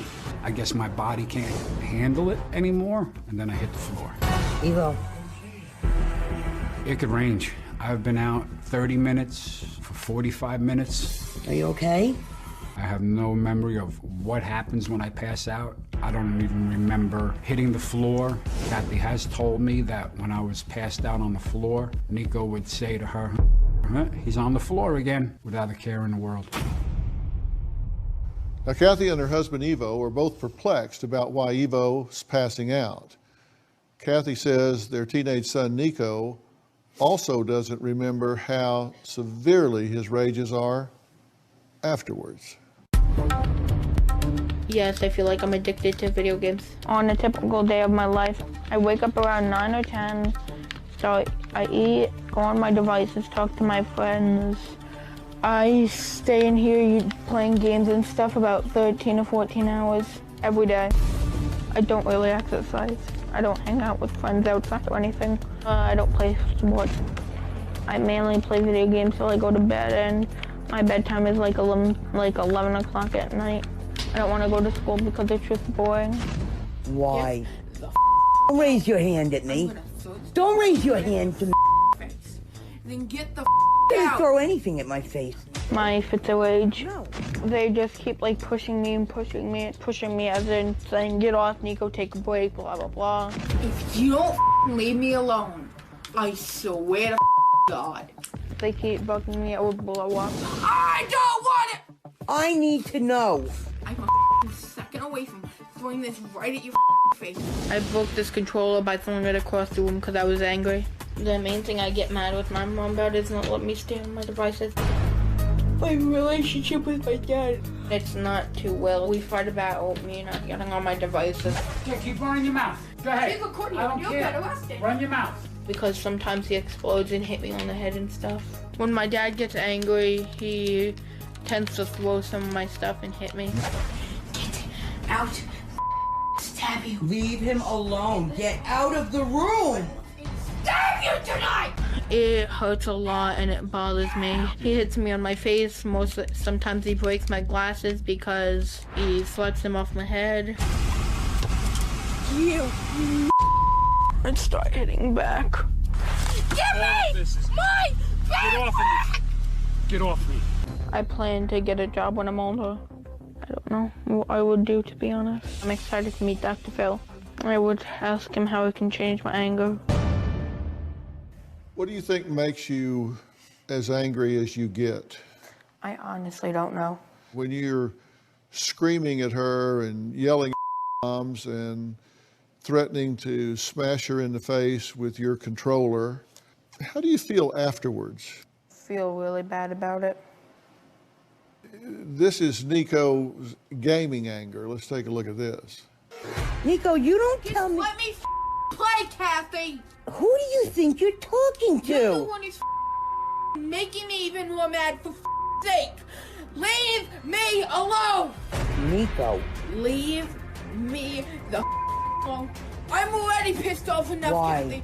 Leave me the alone! Nico, what is going on? I don't want to talk about it! What is going on that's making you like this? Right in your face! Leave me alone! At what point did you give yourself permission to speak to your parents in a disrespectful way? I don't even remember. Well, there had to be some point at which Yeah. you said it's okay to scream bombs at my mother or father, or tell my father, I'm going to stab you tonight. I don't even remember how long it was that I started that. Mm-hmm. How you doing in school? Somewhat good. He's supposed to have in-home instruction, which a teacher comes to the house 3 hours a day for 3 days a week, and that has become too much for him to do. You sent her away because he was asleep instead of waking him up. No, we tried to wake him up. I get hit if I go near him and try to wake him up. You've written into me 5 times. Yes. And when I read the letters, you said, we are desperate. But then when we answered and said, okay, I agree, it's desperate, so we're going to come here, you missed your first flight because you didn't want to wake him up. No, we missed our first flight because I was going through security and they didn't have a female officer to come and pat me down because I can't walk through the metal detectors. Well, I'll talk to our driver because our driver said you wanted to leave a half an hour later because you didn't want to wake up Nico. No, I never Because you're said afraid you were going to get hit, I guess. And then I got a text message shown to me from the tarmac saying you've been sitting there and it's 4:30, and if it goes another half hour, that you're just not coming. We were just tired, we were frustrated. When I found that out, I was like, turn them around. Hell, send them home. If they don't want to be here, they don't want to be here. I don't run the airlines. No, I know that, but what? We got up at 3:30 that morning. We didn't get the first flight because what I explained. Then we sat around for 4 hours on standby. When we got to standby, they said, sorry, there are no seats. You got to wait another 4 hours. There were seats, by the way. They just weren't together. Yes, I couldn't leave Nico alone. Can't leave him alone. He could not sit alone. You see his behavior. He would have hit someone. You can't ride on an airliner by yourself? I told them I could, but they didn't believe me. I know he couldn't. We're just overprotective with him because, God forbid, he starts up on a plane and then you get one of the marshals that are on that plane and arresting him, the both of us are going because I'm going to stand up for my son. You don't touch my son. This is how I am, Dr. Phil. This is how... Well, you choose a behavior, you choose the consequences.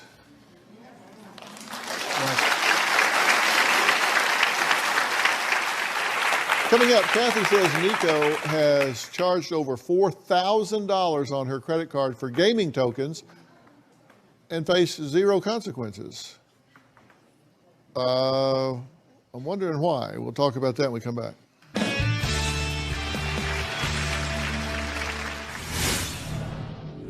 I'm from Texas, and there's a checkout time of 18. How are you going to get by when you're out there and you don't have any skill set? You don't have a high school diploma? I fight with this in my head every day, worrying about him later on in life. It kills me.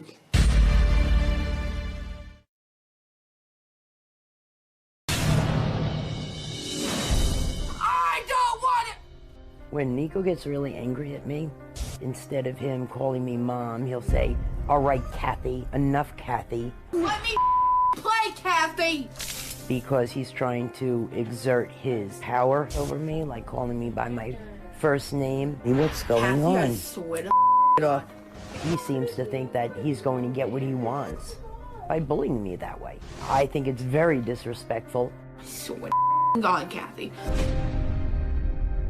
What would have to happen for there to be peace in your house, from your standpoint? I don't know, just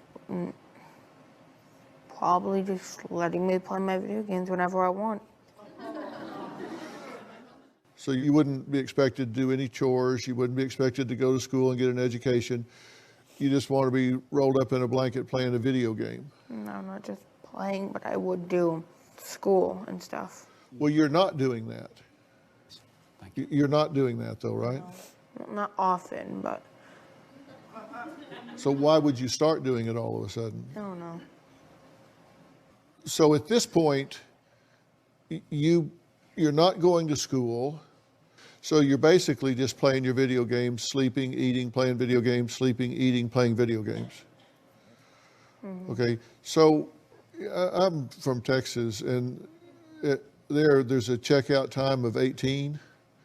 You know, when you turn 18, you just check out, on your own. How are you going to get by when you're out there and you don't have any skill set? You don't have a high school diploma. You don't have any particular skills. How are you going to pay your bills and live? I don't know. Do you think you might want to think about that? Yeah. Dr. Phil, I fight with this in my head every day, worrying about him later on in life. It kills me. Because right now, the way he's going, he's not going to be able to do it. Yeah. Because y'all have a parental duty. I mean, you have a parental duty, and your parental duty is very clear. It's to prepare a child for the next level of life and to live independently. That's what parents' job is. And And so if the next level of life is to live independently, which means they've got to make enough money to pay rent and utilities and food and all, and you're not doing that, then you're failing your duty as parent. I know that. And it doesn't mean they have to like it. It just means that they have to do it. And you've got a terrible momentum going on here. I tell you what, we're going to have some adult conversation after the break here. So I'm going to let Nico, I'm sure it'll break his heart, but we're going to let him go back where he was. Coming up, Kathy says she's a great parent because her older son is a model child. We're going to hear from him next and see what he thinks is going on with Nico as well. We'll be right back.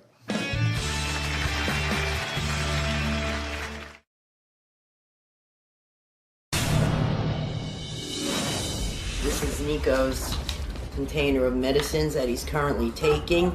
He's got hydroxyzine, clonidine, Latuda, guanfacine, trazodone, and he takes melatonin as well to help him sleep at night, which doesn't work. And we have yet to find one or any combination that actually works. I love you. Well, Evo says his son Nico is treated like a guinea pig by doctors. Kathy says she hasn't been happy with any of the treatment her son has received locally. At this point, based on where he is, nothing that you've done, no combination of things that y'all have done have worked, right? Right. Because he's worse now than he was this time last year, right? Oh, yeah. And he's getting bigger. He's getting stronger. I'm getting older. I'm getting weaker, frailer. I can't tussle with this boy anymore. Well, Kathy's older son, Tyler, says both his mom and stepfather, Evo, contribute to the dysfunction in this home, and he's joining us now via Polycom. So, Tyler, thank you for joining us. Thank you. You've been listening to everything we've been talking about, right? Yep. So, I've said that I feel like they need to kind of hit the reset button on everything, forget what they think they know, forget what they think is causation, and be willing to consider a whole new set of circumstances here. But I'm curious what you think, and I'm not asking you to be a professional here, I'm just asking you based on your experience and having been around, what you think is going on here. I think that there's just a lack of respect throughout the house entirely. Nobody really seems to have any sort of respect for each other. So this is just dysfunction, wall to wall, 7 days a week, and this child's just in a quagmire of dysfunction. True? True. How do you get along with Nico? We don't have the greatest relationship. Whenever I come to visit, we talk a bit. I don't really talk to him too often, like on the phone or anything, but I try to reach out to him when I can. Mm-hmm.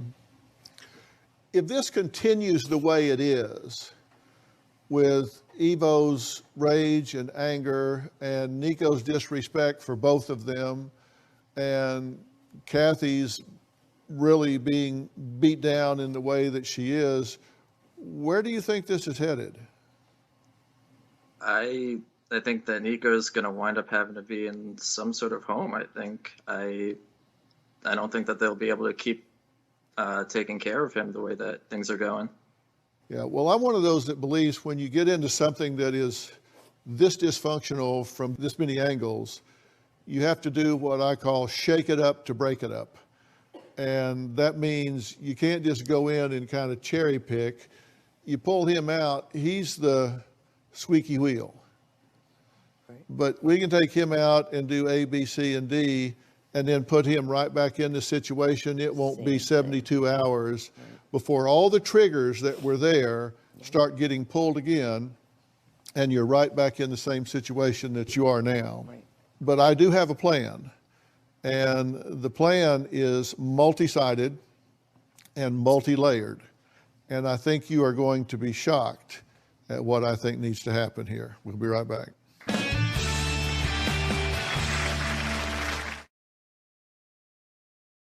Want to know what's coming up on Dr. Phil? Visit our website and subscribe to our email newsletter. You'll get weekly updates, life strategies, and Exclusive video that you won't find anywhere else. Plus, on drphil.com, you can see sneak previews of upcoming shows. Log on today.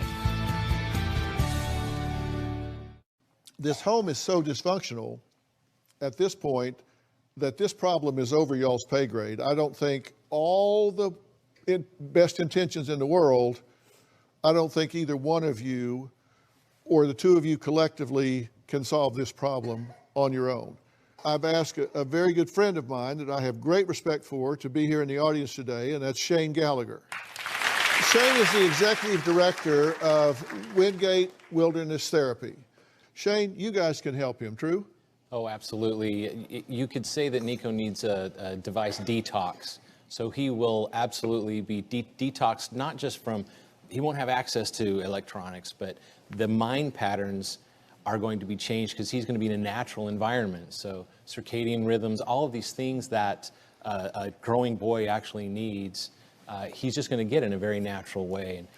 Look, this is up to you. And if you've got questions, then you can ask them. But my plan is this.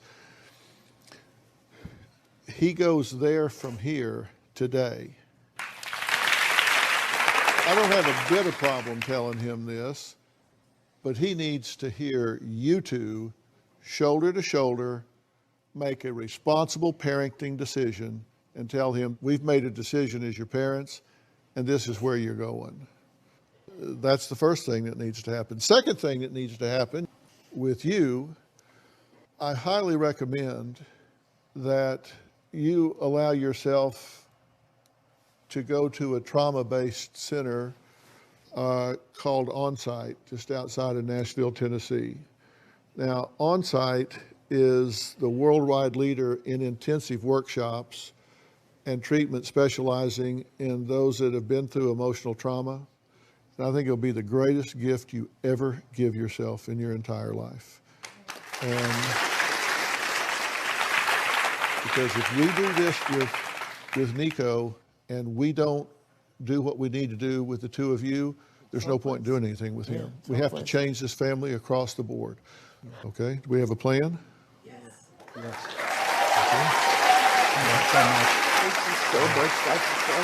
I want to thank all of my guests today, and a special thanks to Shane Gallagher from Wingate Wilderness Therapy. A special thanks to Miles Adcox and Onsite for offering their help. For more information about today's show, log on to drphil.com. One of my Facebook followers had a very relevant question to me. Tammy asked if an 8-year-old should have a cell phone. You can see from today's show, adding devices to young lives is not always the best idea. But there's a point at which you have to balance out safety versus them getting over-involved. At some point, it gives you the ability for them to reach out to you at any time and for you to reach them at any time. 8, little too early. Stay social. Keep asking me questions on Facebook, Instagram, and Twitter. You never know. I just might answer yours next. We'll see you next time.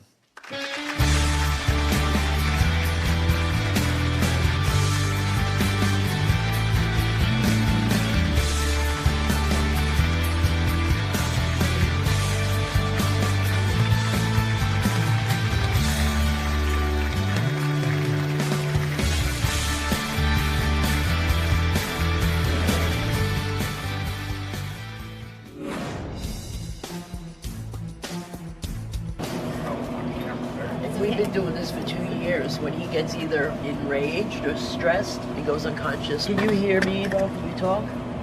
Evo? Dr. Phil has given us an amazing gift we could never hope to achieve. You're going to be going to this facility where you're going to have an amazing time. You just don't know it yet. You're going to be out in nature. Wait, so I'm going away? You're going to go with these people to this facility. You're going to get off your devices and stop relying on them and start enjoying life again. I love you, baby. Oh, come closer. I love you so much. You know that, right? And I'm going to talk to you soon. Are we going now? Yeah. I love you, buddy. Don't ever forget that.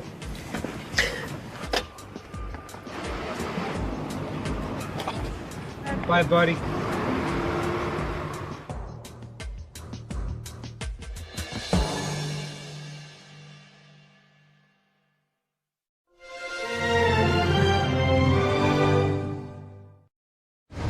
Today, Dr. Phil Goes Hollywood. We proudly welcome to the Hollywood Walk of Fame, Dr. Phil McGraw.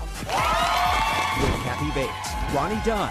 Congratulations, young man. Cheryl Underwood, David Foster, and Tyler Perry.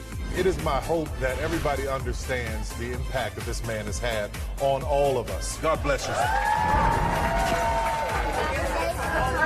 I really believe no one deserves this more than he does.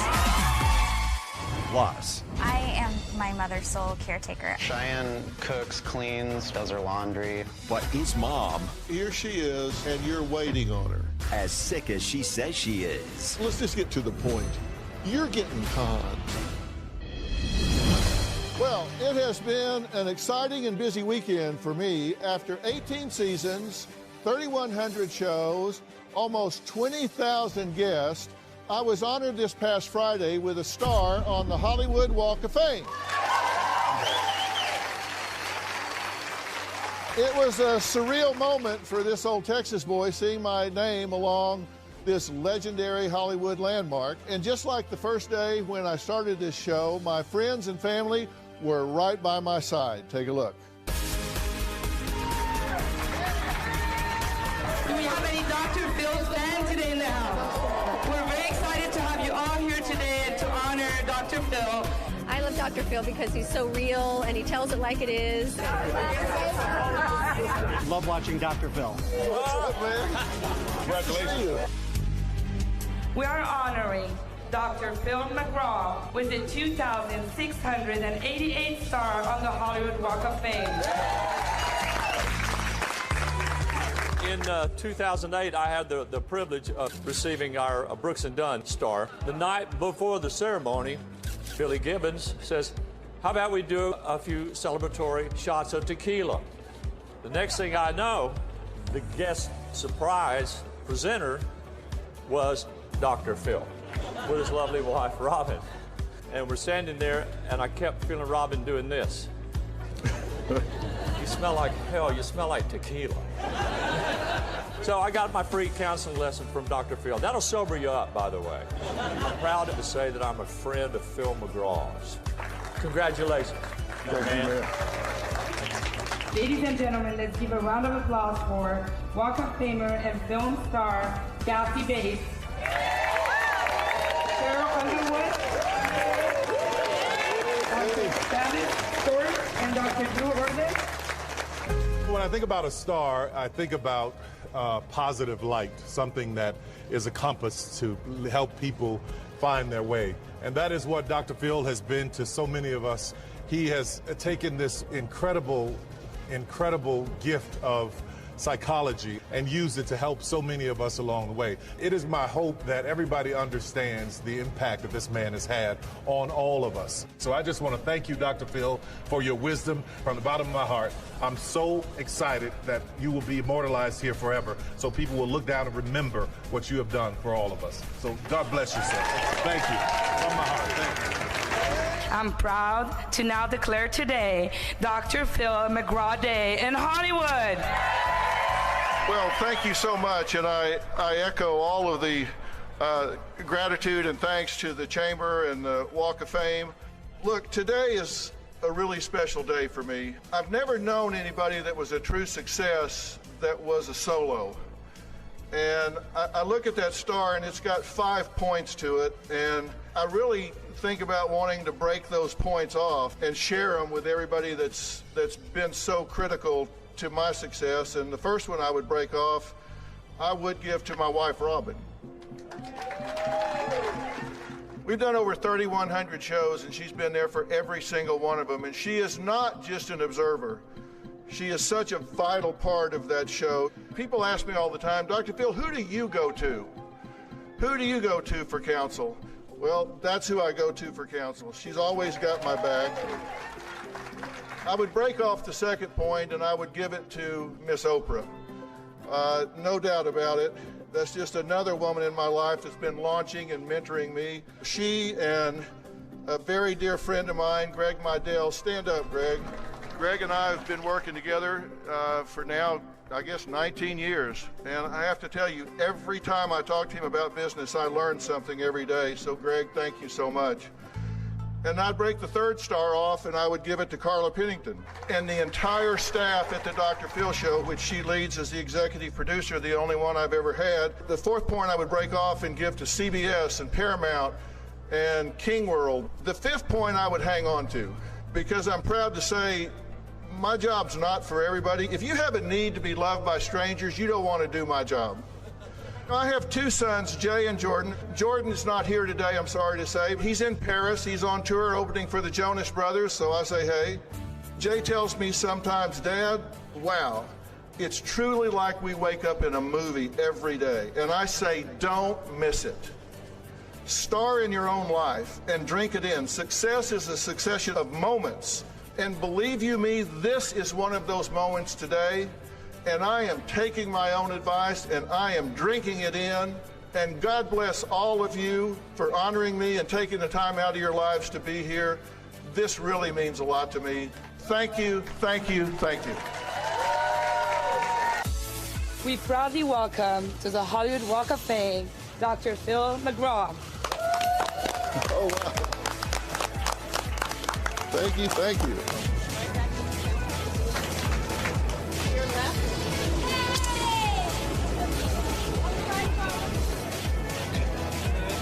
All these years later, what do you tell this guy now that you're a star on the Hollywood Walk of Fame? I believe a lot in remembering where you came from and who you were and what your roots are. And I look back at these civilians that never knew anything about Hollywood, and to have a star on the Hollywood Walk of Fame is just surreal. I mean, it's just unbelievable. Surfer guys got a star. Yeah, I mean, surfer, 18-inch waves, all the way.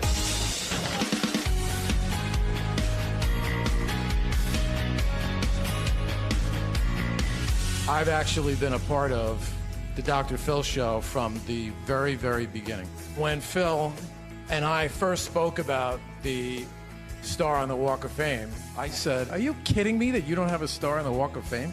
I can't believe that. But in any event, we were, Joe and I, Anello, all of us at CBS, very happy to be your sponsor. Congratulations. Now, a message from David Foster. Philip, as Robin loves to call you, I heartily congratulate you on this well-deserved honor. May your great-great-grandchildren walk all over you as they visit Hollywood and be reminded of what a great man you are. And Hollywood Walk of Fame, thank you for honoring my friend, Dr. Philip McGraw.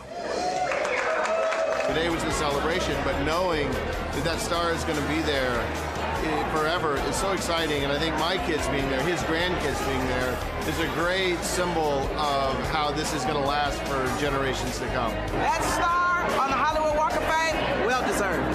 I was very, very proud that Phil finally got his star on the Walk of Fame after 18 seasons. Then when he actually put me next to Robin and Oprah to get a point on a star, I got a star-ish on the Walk of Fame. And I cannot be more honored and proud to be a part of this phenomenal legacy that is the Dr. Phil Show. I mean, this isn't the end of anything, but it's nice that he's getting recognized at this point in his career. I'm glad that I've been there since day one. Today, when I sat there and got to watch him receive that star and what it means, I realized that this is a day I have been waiting for. I may cry now, but I really believe no one deserves this more than he does. And it was worth the wait. On to today's topic. 24-year-old Cheyenne has an epic to-do list. Her boyfriend Blake calls her Cinderella. Look at this list. Cook breakfast, lunch, and dinner, shampoo carpets, clean kitchen, bathroom, call and arrange doctor's appointments, drive to and from, feed cats, clean litter box, chase after cats if escape, pays for rent, cell phone, cable. Well, the list just goes on. Cheyenne says she is doing all of this for her 56-year-old mother, who doesn't work, pay any bills, sits around in a dark apartment all day, and uses Cheyenne's bank card to shop. Now, in 5 months, Cheyenne graduates, and her boyfriend, Blake, wants to whisk her away. But he says he cannot while Cheyenne's mom acts like a drama queen and a moocher. Take a look. Thank you, sweetheart. Oh. I am my mother's sole caretaker. This is the apartment that my mom and I live in. She goes to bed around 4 or 5 in the morning. Mommy? Yeah. It's a little past 11. It's time to get up. I will get her milk and her pills and bring them to her. Thank you, baby doll. Cindy carries a negative energy. She definitely is mooching off of Cheyenne. I have asked her if she sees us living together for the rest of her life. She said yeah. I asked her why. She said because I'm the oldest. I pay for the apartment, all of the bills, including the television that she watches. Cheyenne cooks, cleans, takes the dogs to the vet, changes her sheets, does her laundry, and Cindy does nothing. I feel exhausted all the time. Cindy would be living in a pigsty if Cheyenne wasn't there to clean up after her. We still have Christmas up because I haven't had time to really take it down yet. My mom claims she has Ehlers-Danlos syndrome, which is something that affects the joints, but she hasn't received an official diagnosis. My mom has never worked. I believe my mom is capable of having a job and that she just relies a little too much on her illnesses. The situation does anger me. Taking care of my mom is a big burden on me. She emotionally manipulates me. Thank you. If I ever try to confront my mother, she gives me an enormous guilt trip. She tells me I am such a horrible mother, I'm such a big burden. Maybe I should just kill myself. In 6 months, I'm moving out. Cheyenne and I are planning on living together. She needs to find a place to live, and she needs to know that. If I have anything to say about it, her mother will not be living there. I feel like she does plan on staying with me even after giving her an ultimatum. I am afraid that I won't ever get rid of her. Okay, so you two are very much in love. Yes, we are. And you would like to marry her. Absolutely. And you intend to marry her. Definitely.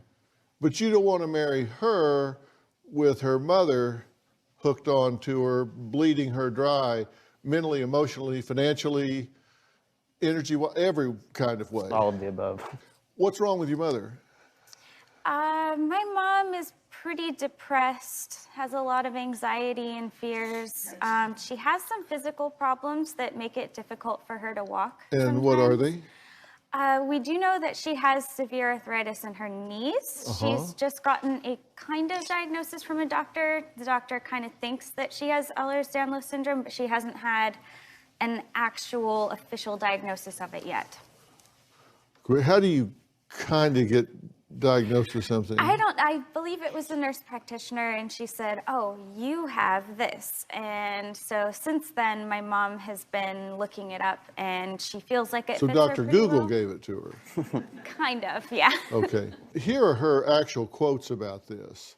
A nurse practitioner mentioned EDS and started my online research. Quote, I haven't been diagnosed officially. I don't even know if they have a doctor who specializes in that. It's supposed to be genetic, but I don't know anyone in my family who has it. I think this could be the real thing, but I haven't been officially tested.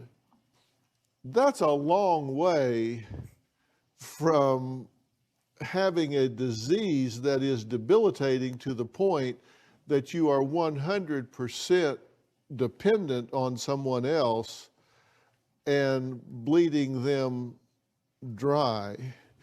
She uses your credit cards? Yes, she does. And debit cards? Yes. To buy what? She doesn't go anywhere.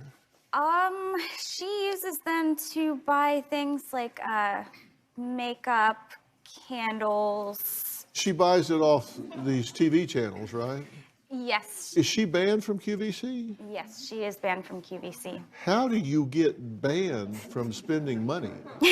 She had several different accounts where she used my aunt's name and her card, my mom's name and my aunt's card, and then my name and my card, her name and my card. And eventually they put them all together and said, you have outstanding amounts in all of these. And we realized they're all going to the same address.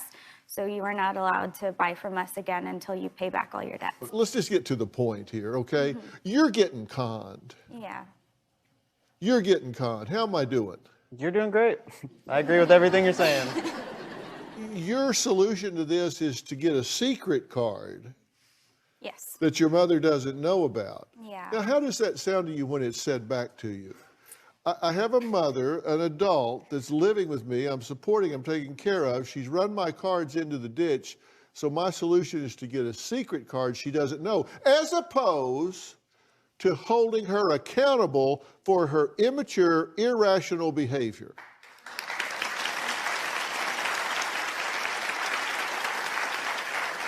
It sounds ridiculous. And she says she has EDS. And one of the things is that the joints become extra pliable, right? I mean, and so she bends her finger back to show you that. Well, hell, I can bend my finger back. Right. Does that look like I have EDS? I don't. Are you going to let her completely drag you down? No. When would you want to stop?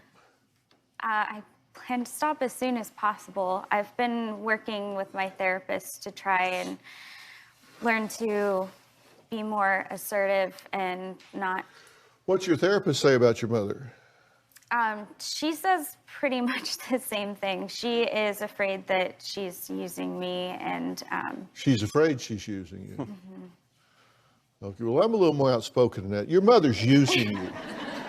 Now, coming up, Cheyenne's future mother-in-law wrote into the show because she calls Cindy the biggest mooch and emotional extortionist ever.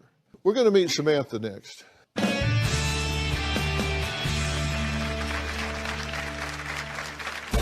I have concerns for my son. Cindy is running a scam by faking her illnesses. I believe she should be in jail, and shame on her for doing it. And later, we asked you for that diagnosis, and you didn't provide it. I don't remember being asked for it. I really don't. No, you were asked for it. Oh, okay.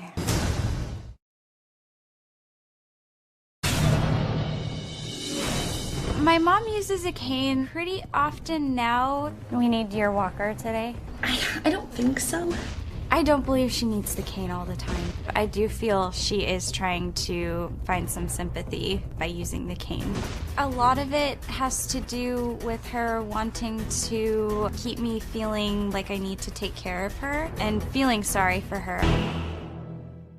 Cheyenne says her mom has really never worked a day in her life. Instead, she stays up till 4 or 5 in the morning watching televisions, buying things on your credit cards, sleeps until 11, and she really doesn't know how to take care of herself. But this is a grown woman with a working brain. Now, Cheyenne's boyfriend, Blake, says Cindy is a moocher, and his mom, Samantha, agrees, saying that Cindy puts just all millennials to shame with her entitled behavior. Take a look. I think Cindy is definitely a moocher. Cindy's expectation is that she'll live with Cheyenne forever. No 24-year-old child should have to support their mother. I could not imagine putting that burden on my child where they felt they had to support me financially. Cindy is demanding, lazy, and manipulative. She does this whole emotional extortion kind of a thing. As a mother, I have concerns for my son. Cindy claims she has a lot of health issues. I don't really believe that. Essentially, Cindy is running a scam by faking her illnesses. What mother would ruin her daughter or her child's credit before she even had a chance to experience life? I believe she should be in jail, and shame on her for doing it. I believe Cheyenne wants out of this situation. She just doesn't know how to get out of it. Blake is ready to propose to Cheyenne, but until Cindy stops mooching, Blake will not propose. Well, Samantha, thank you for being here. You've met Cindy, right? No, never. You've watched what she does. I've heard. You hear the reports, and you think that she's manipulative. 100%. Mm-hmm. Do you agree with everything that's being said? Yes, I do. But tell me about the part of you that feels like, okay, we're up here bashing my mother, and that seems disloyal. Mm-hmm. It does. What are you thinking? I am already starting to worry about how I'll be made to feel afterwards when my mom hears everything that we have to say. How she'll manipulate you. Yes. Aren't you exhausted? I am so exhausted that I don't find much enjoyment anymore in many things. Even when I go over to spend time with Blake, I end up sleeping most of the time because I have to, I feel that I have to stay up late with my mom, and then I have to get up early for class and now an internship. I've even failed a couple of classes, which is how I pay for our housing right now. Here she is. She's on the couch, cane in place, covered up in a blanket, and you're waiting on her. Do you believe that's all this woman is capable of doing? No. When she does stand up to her mom, she gets she'll throw things at her. She'll say, "Don't you talk to me like that, I'm your mother." And she'll just go after her. Why are you here? What are you prepared to do? Because I'm going to tell her she's conning you. What are you going to tell her? I am prepared to confront her and tell her that I do believe that she's using me and I can't support that anymore. She's going to have to shake it up. She's going to have to change things. Are you prepared to require her to grow up? She's functioning at an emotional age of about 11 or 12 years old. Yes, I'm prepared. Well, we're going to meet Cindy and we're going to find out what manipulations she attempted once she was here. We'll be right back.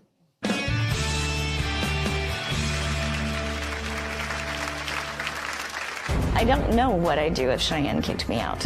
I am not really able to take care of myself. Thank you, sweetheart. Mm-hmm. I have no money. I have no job. I have nowhere to go. And later... I can't do it anymore. What are you so frustrated about? I didn't know they felt this way. How could you not know that this is how they feel? The bar is just a prop for life. On a new podcast episode of Fill in the Blanks. I don't think bars are there for food and beverages, Phil. I always believe they're there to create a reaction. Author, entrepreneur, and bar rescue star John Taffer. We're not in the television business. We're in the human reaction business. You're doing therapy. You're doing life coaching. You're doing inspiration with these people. It's just damn good. Fill in the Blanks. Available now on Apple Podcasts and Stitcher.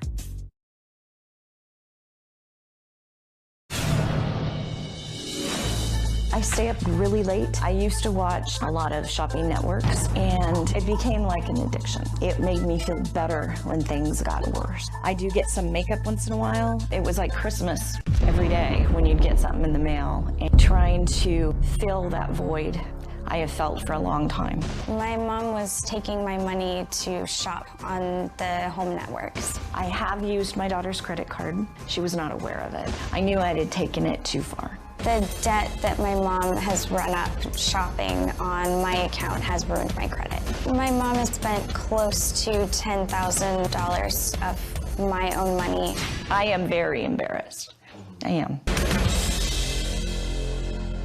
Well, Cindy worries what will happen without Cheyenne taking care of her because she prefers to stay in the dark all day with the curtains down and says she doesn't know how to work. I do live with my 24-year-old daughter.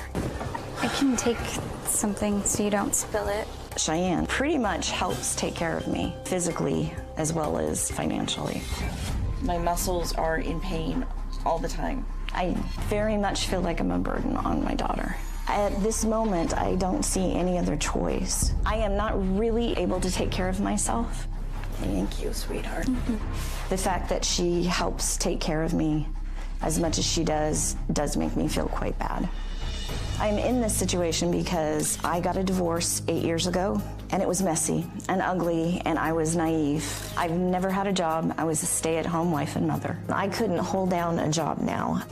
Physically, it would be very difficult to get to work and do all the things they require, because most days a shower will wipe me out. Fatigue's one of the symptoms. I was diagnosed with Ehlers-Danlos syndrome. I have not exactly been formally diagnosed with the disease. I do fit all the criteria, and the more I read about the EDS, the more I'm sure that's what it is. Cheyenne, as far as my recollection goes, has never asked me to move out and find another place. I don't know what I'd do if Cheyenne kicked me out. I have nowhere to go. I have no money. I have no job. I have no formal education. I am very scared. Good. I need you for balance. I am very dependent on Cheyenne right now. Well, good morning. Hi. You say you're very dependent on Cheyenne. For the moment, yeah. Why? I have no money, no car, and I do need some help around the house, quite a bit of help around the house. I want to get better. That's why I'm here. So what is the plan? I need to find some doctors that specialize in the EDS. Why do you need EDS doctors? You haven't been diagnosed with EDS. Well, my general practitioner, I fit all the criteria. She said that I had EDS.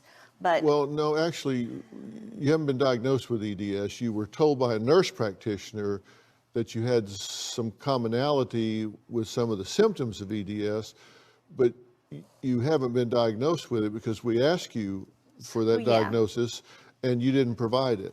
You don't come here saying that you're debilitated by a crippling disease and fail to provide proof of diagnosis when asked for it if in fact you have it. That just doesn't happen. I don't remember being asked for it. I really don't. No, you were asked for it. Oh, okay. I'm sorry, I don't remember. You're the one that said you hadn't been diagnosed officially. So have you been diagnosed by your GP or you haven't? I have. She said you have Ehlers-Danlos, but I don't have like official paperwork. Well, you felt dizzy this morning, right? And you had to have us call the nurse. It feels better.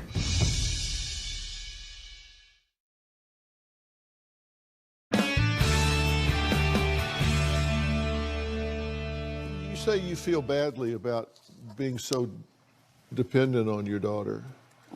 Why do you feel bad about it? Because I'm her mother, I should be able to help her out, not the other way around. Leaning on you instead of the other way around. I also read a text exchanged between the two of you. You should share with your boyfriend just how tired you were and how very sick I am, and see if he could do the movie another night. Because anyone who really loves you, all caps, really loves you, would put your health and your loved ones first. So you were going to a movie? Yes. And you sent her a text and said, well, you should tell him to push this to another night because you're tired and I'm sick. I have times when I can't do anything. Do you think you're being manipulated? Do you think you're being leaned on too much? I feel like I am being leaned on too much, yes, and manipulated. And why do you feel that way? I feel that way because I am, it's almost learned in me now to feel already guilty for just thinking about telling my mom that I can't do something or that I want to see if she can do it herself. So you go into it feeling bad if you're going to require something of her? Yes.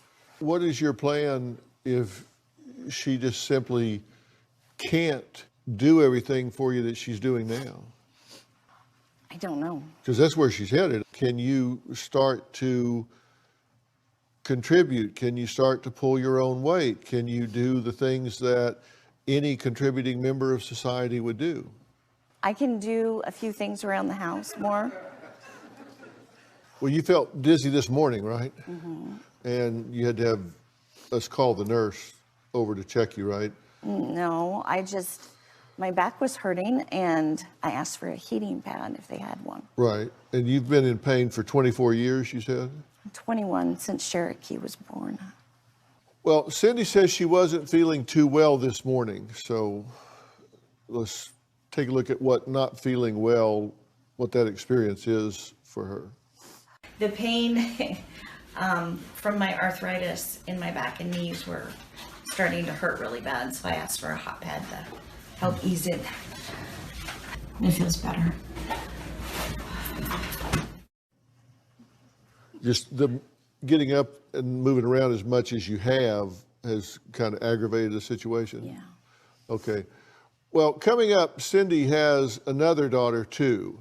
So why doesn't she expect her youngest Cherokee to chip in? We're going to meet and talk to her next. We'll be right back.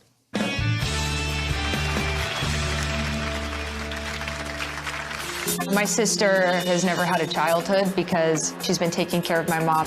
I think my mom is manipulating Cheyenne to feel as though she's this monster or this bad daughter.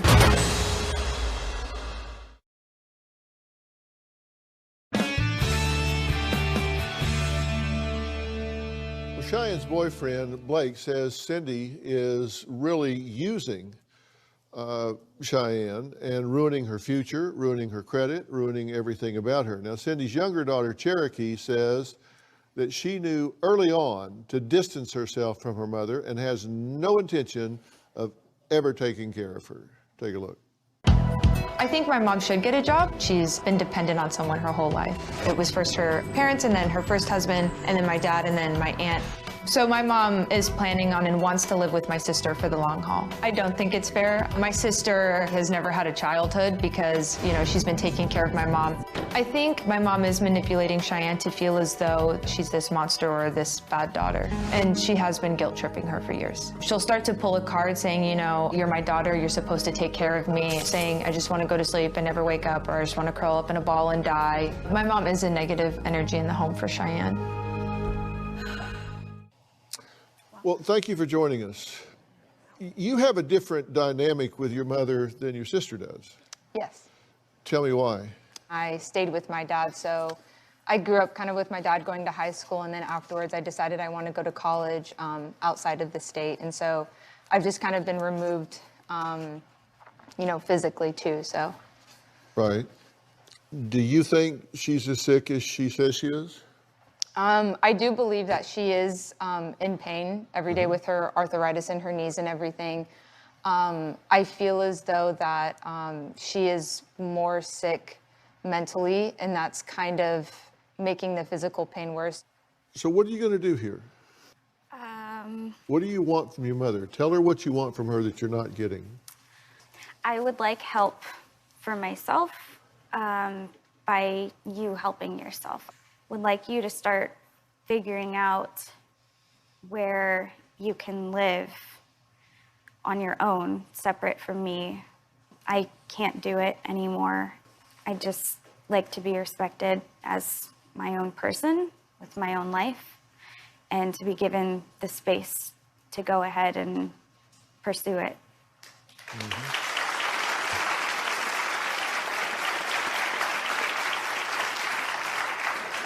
What do you think about what she's saying? I agree. I want her to have that. I do. I don't know where to turn. If this is 100% of what you can do every day, you know, just a yardstick, we have to figure a yardstick, and that's 100% of everything you can do every day, how much of that do you think you're doing on a daily basis now? Probably 20, 30%. Okay. So you could do much more than you're doing. Well, I don't know if...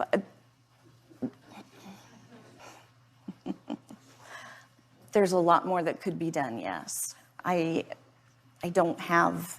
It hurts. Right. I mean, it hurts a lot. Okay. What are you so frustrated about? My didn't know they felt this way. How could you not? I mean, really, how could you not know that this is how they feel? Because whenever she pushes back, you get really upset with her, right? Have you thrown things at her? Have you yelled at her? Have you guilt-induced her? Have you done things that have really vented your frustration? No. No. You have threatened suicide. And I think that's horrible to say to a child. I just want help. You seem to me to be capable of doing a lot more than you're doing. And when I say that, you go, yeah, well, but I'm in pain. A lot of us are in pain every day. I mean, I know that you had a life before. I know you raised this girl, and they seem to me to have turned out pretty damn well, because most of what you did before you checked out. And you can check back in. That's what I want. You just don't know how. Right. Coming up, what really needs to happen here to turn this thing around?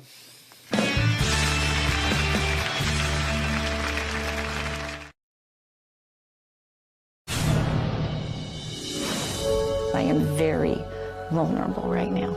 I've been thinking about it a lot the last few years. I think it's basically an abandonment issue. I am always afraid that the people I love the most are just gonna go away. Just gonna walk away. And I don't want to be afraid of that anymore.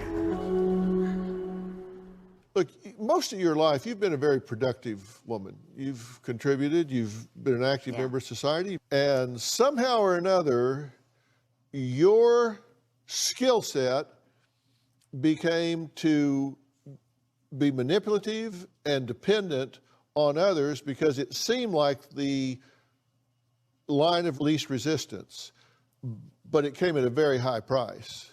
Because your self-dignity is gone, your self-respect is gone, your self-reliance is gone, your goals are gone. I mean, you're just basically just living day to day, and you don't have much hope. And she's going to get married to him, and they're going to go off into the sunset, and they're going to be happy as clams. And they're not going to take you with them. So you got to figure out what you're going to do, right? And so you can say, well, oh, she's leaving me. Well, no, you prepared her to leave you. Yeah. You didn't prepare her to stick. You prepared her to leave you. You prepared her to leave you. That's where they have the ego strength to do that. And your goal has got to be, I want to become self-reliant, self-sufficient, and self-sustaining. Self. Reliant, sufficient, and sustaining. Correct? Yes. Okay, and it would be okay to mix some happy in there too. You know, I wanted to find some things that interest me, to do some things. Your life isn't over. I hate to tell you this, but you're not that old. I know. Which means you got a long time to sit around and be bored. So you might as well figure out what you're going to do with that time.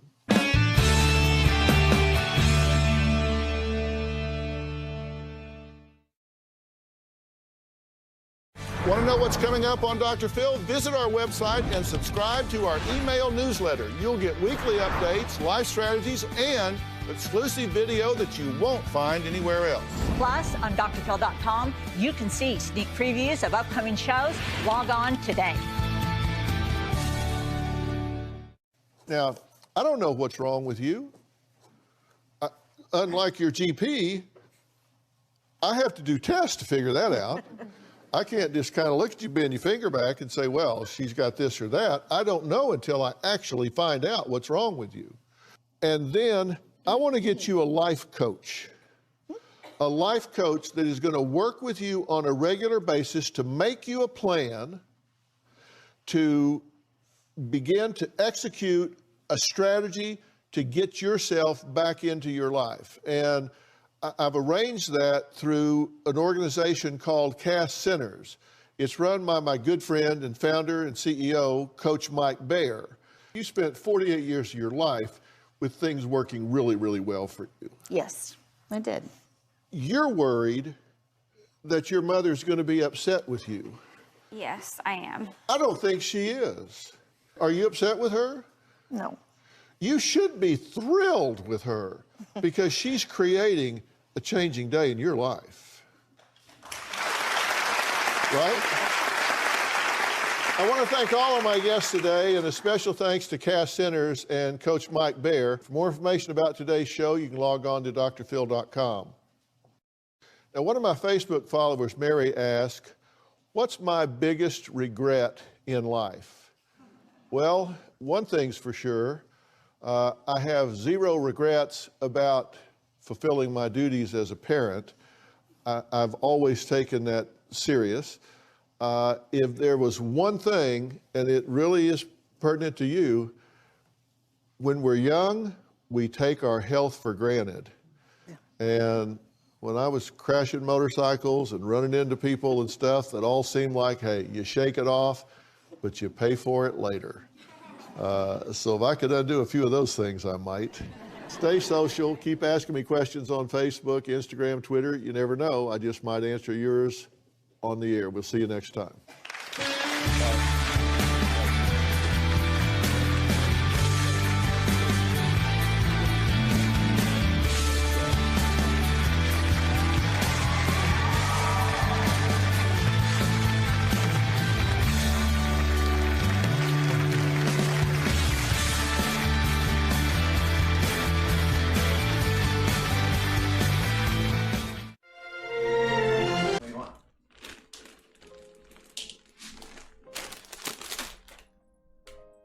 I'm just gonna spoon it in there. Do it. Hold. Not huge glopping globs. No. All right, so we're fully experimenting here, chat, with our chocolate chip peanut butter. Chocolate chip peanut butter bread, baby. Oh, we have to take our. Oh, we already did take it out. I'm so crazy. It's just the first thing.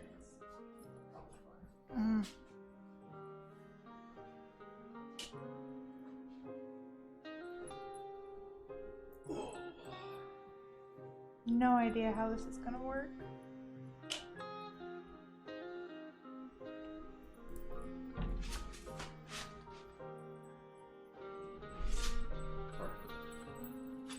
All right, here we go.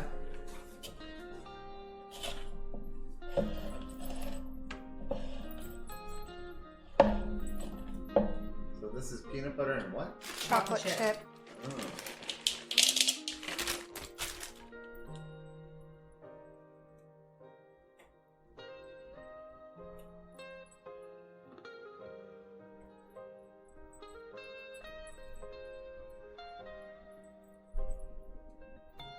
How does peanut butter hit when you warm it up in the oven? I have no idea. So we're gonna find out. Yes, you will. I mean, it gets loose, but first of all, once the bread cools down, it will reform a little, and it's gonna be. I think this is gonna be pretty delicious.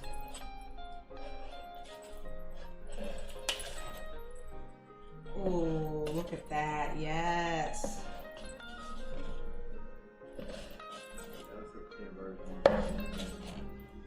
It's getting good streaks. I like that. I think that's good. I think so too. I would agree with you. So once those finish baking, then we'll set the oven to 450, put the Dutch oven in, and then, yeah.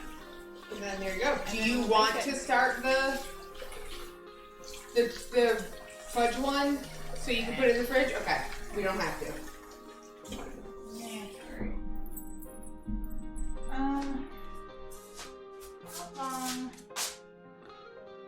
That's still really warm. Oh, is that too warm to cut into? I mean, it's not, but it is. Well, then leave it. We can take pictures and they'll just have to look in Discord tomorrow. Chat. We'll post all the pictures tomorrow.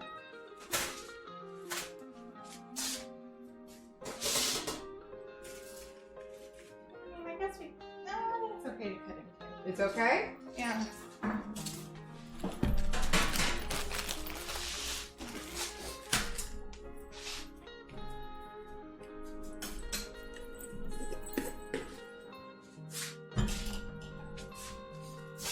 ready? Who's ready?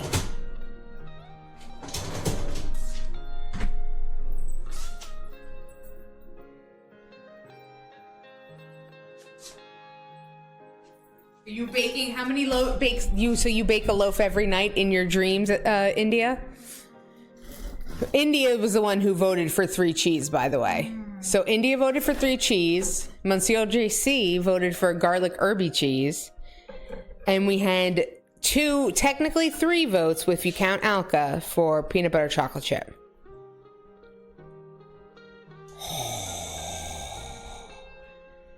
And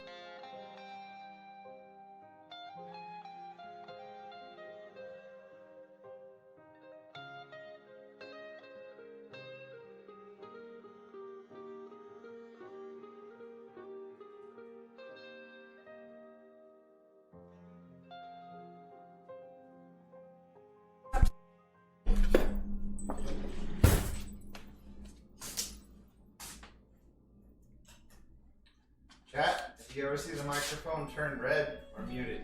Chad, if you ever see the microphone turn red, we're muted. However, you don't often see the microphone in the camera. Oh, so my bad.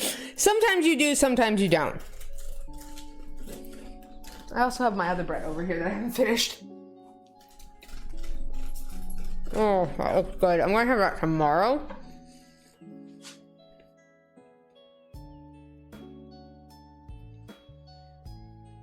Mmm.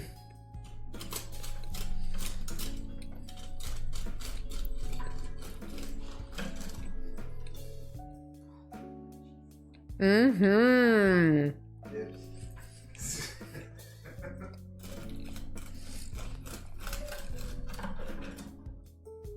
That looks so good. Madame did a fabulous job. So what I do so that we don't eat all this bread and eat all these carbs, is I only keep half a loaf, and then I send the other half of the loaf to one of the neighbors. Let them get fat.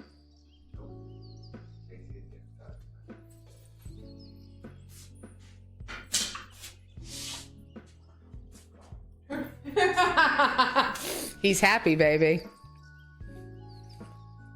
Come get it. Come get this side with the full side view.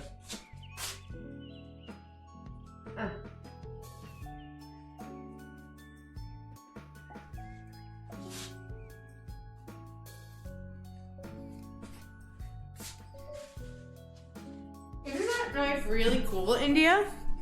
I'm gonna have to get one of those. Yeah, I'm gonna have to get one.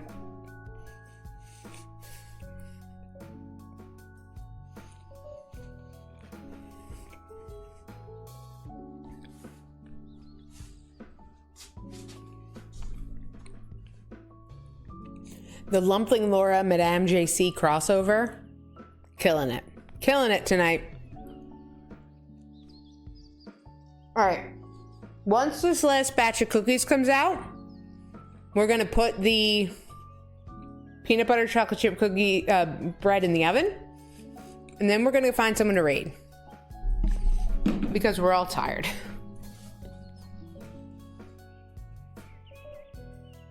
The crispy sound when cutting was chef's kiss. Oh, the mic picked that up? Yeah. Your mic is good, buddy.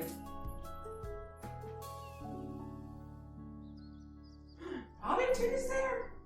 We're gonna go raid Cowboy, as long as he's still on.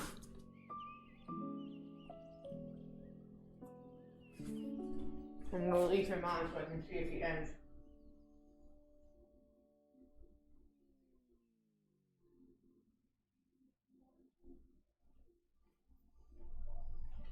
Okay. How much time we got? 4.5 minutes, chat. Talk to me for 4.5 minutes.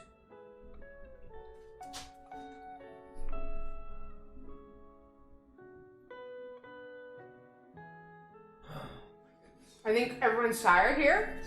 I've kept them busy. Tonic is on too. You are correct. I do love me some Tonic. You know that. He's one of my best friends.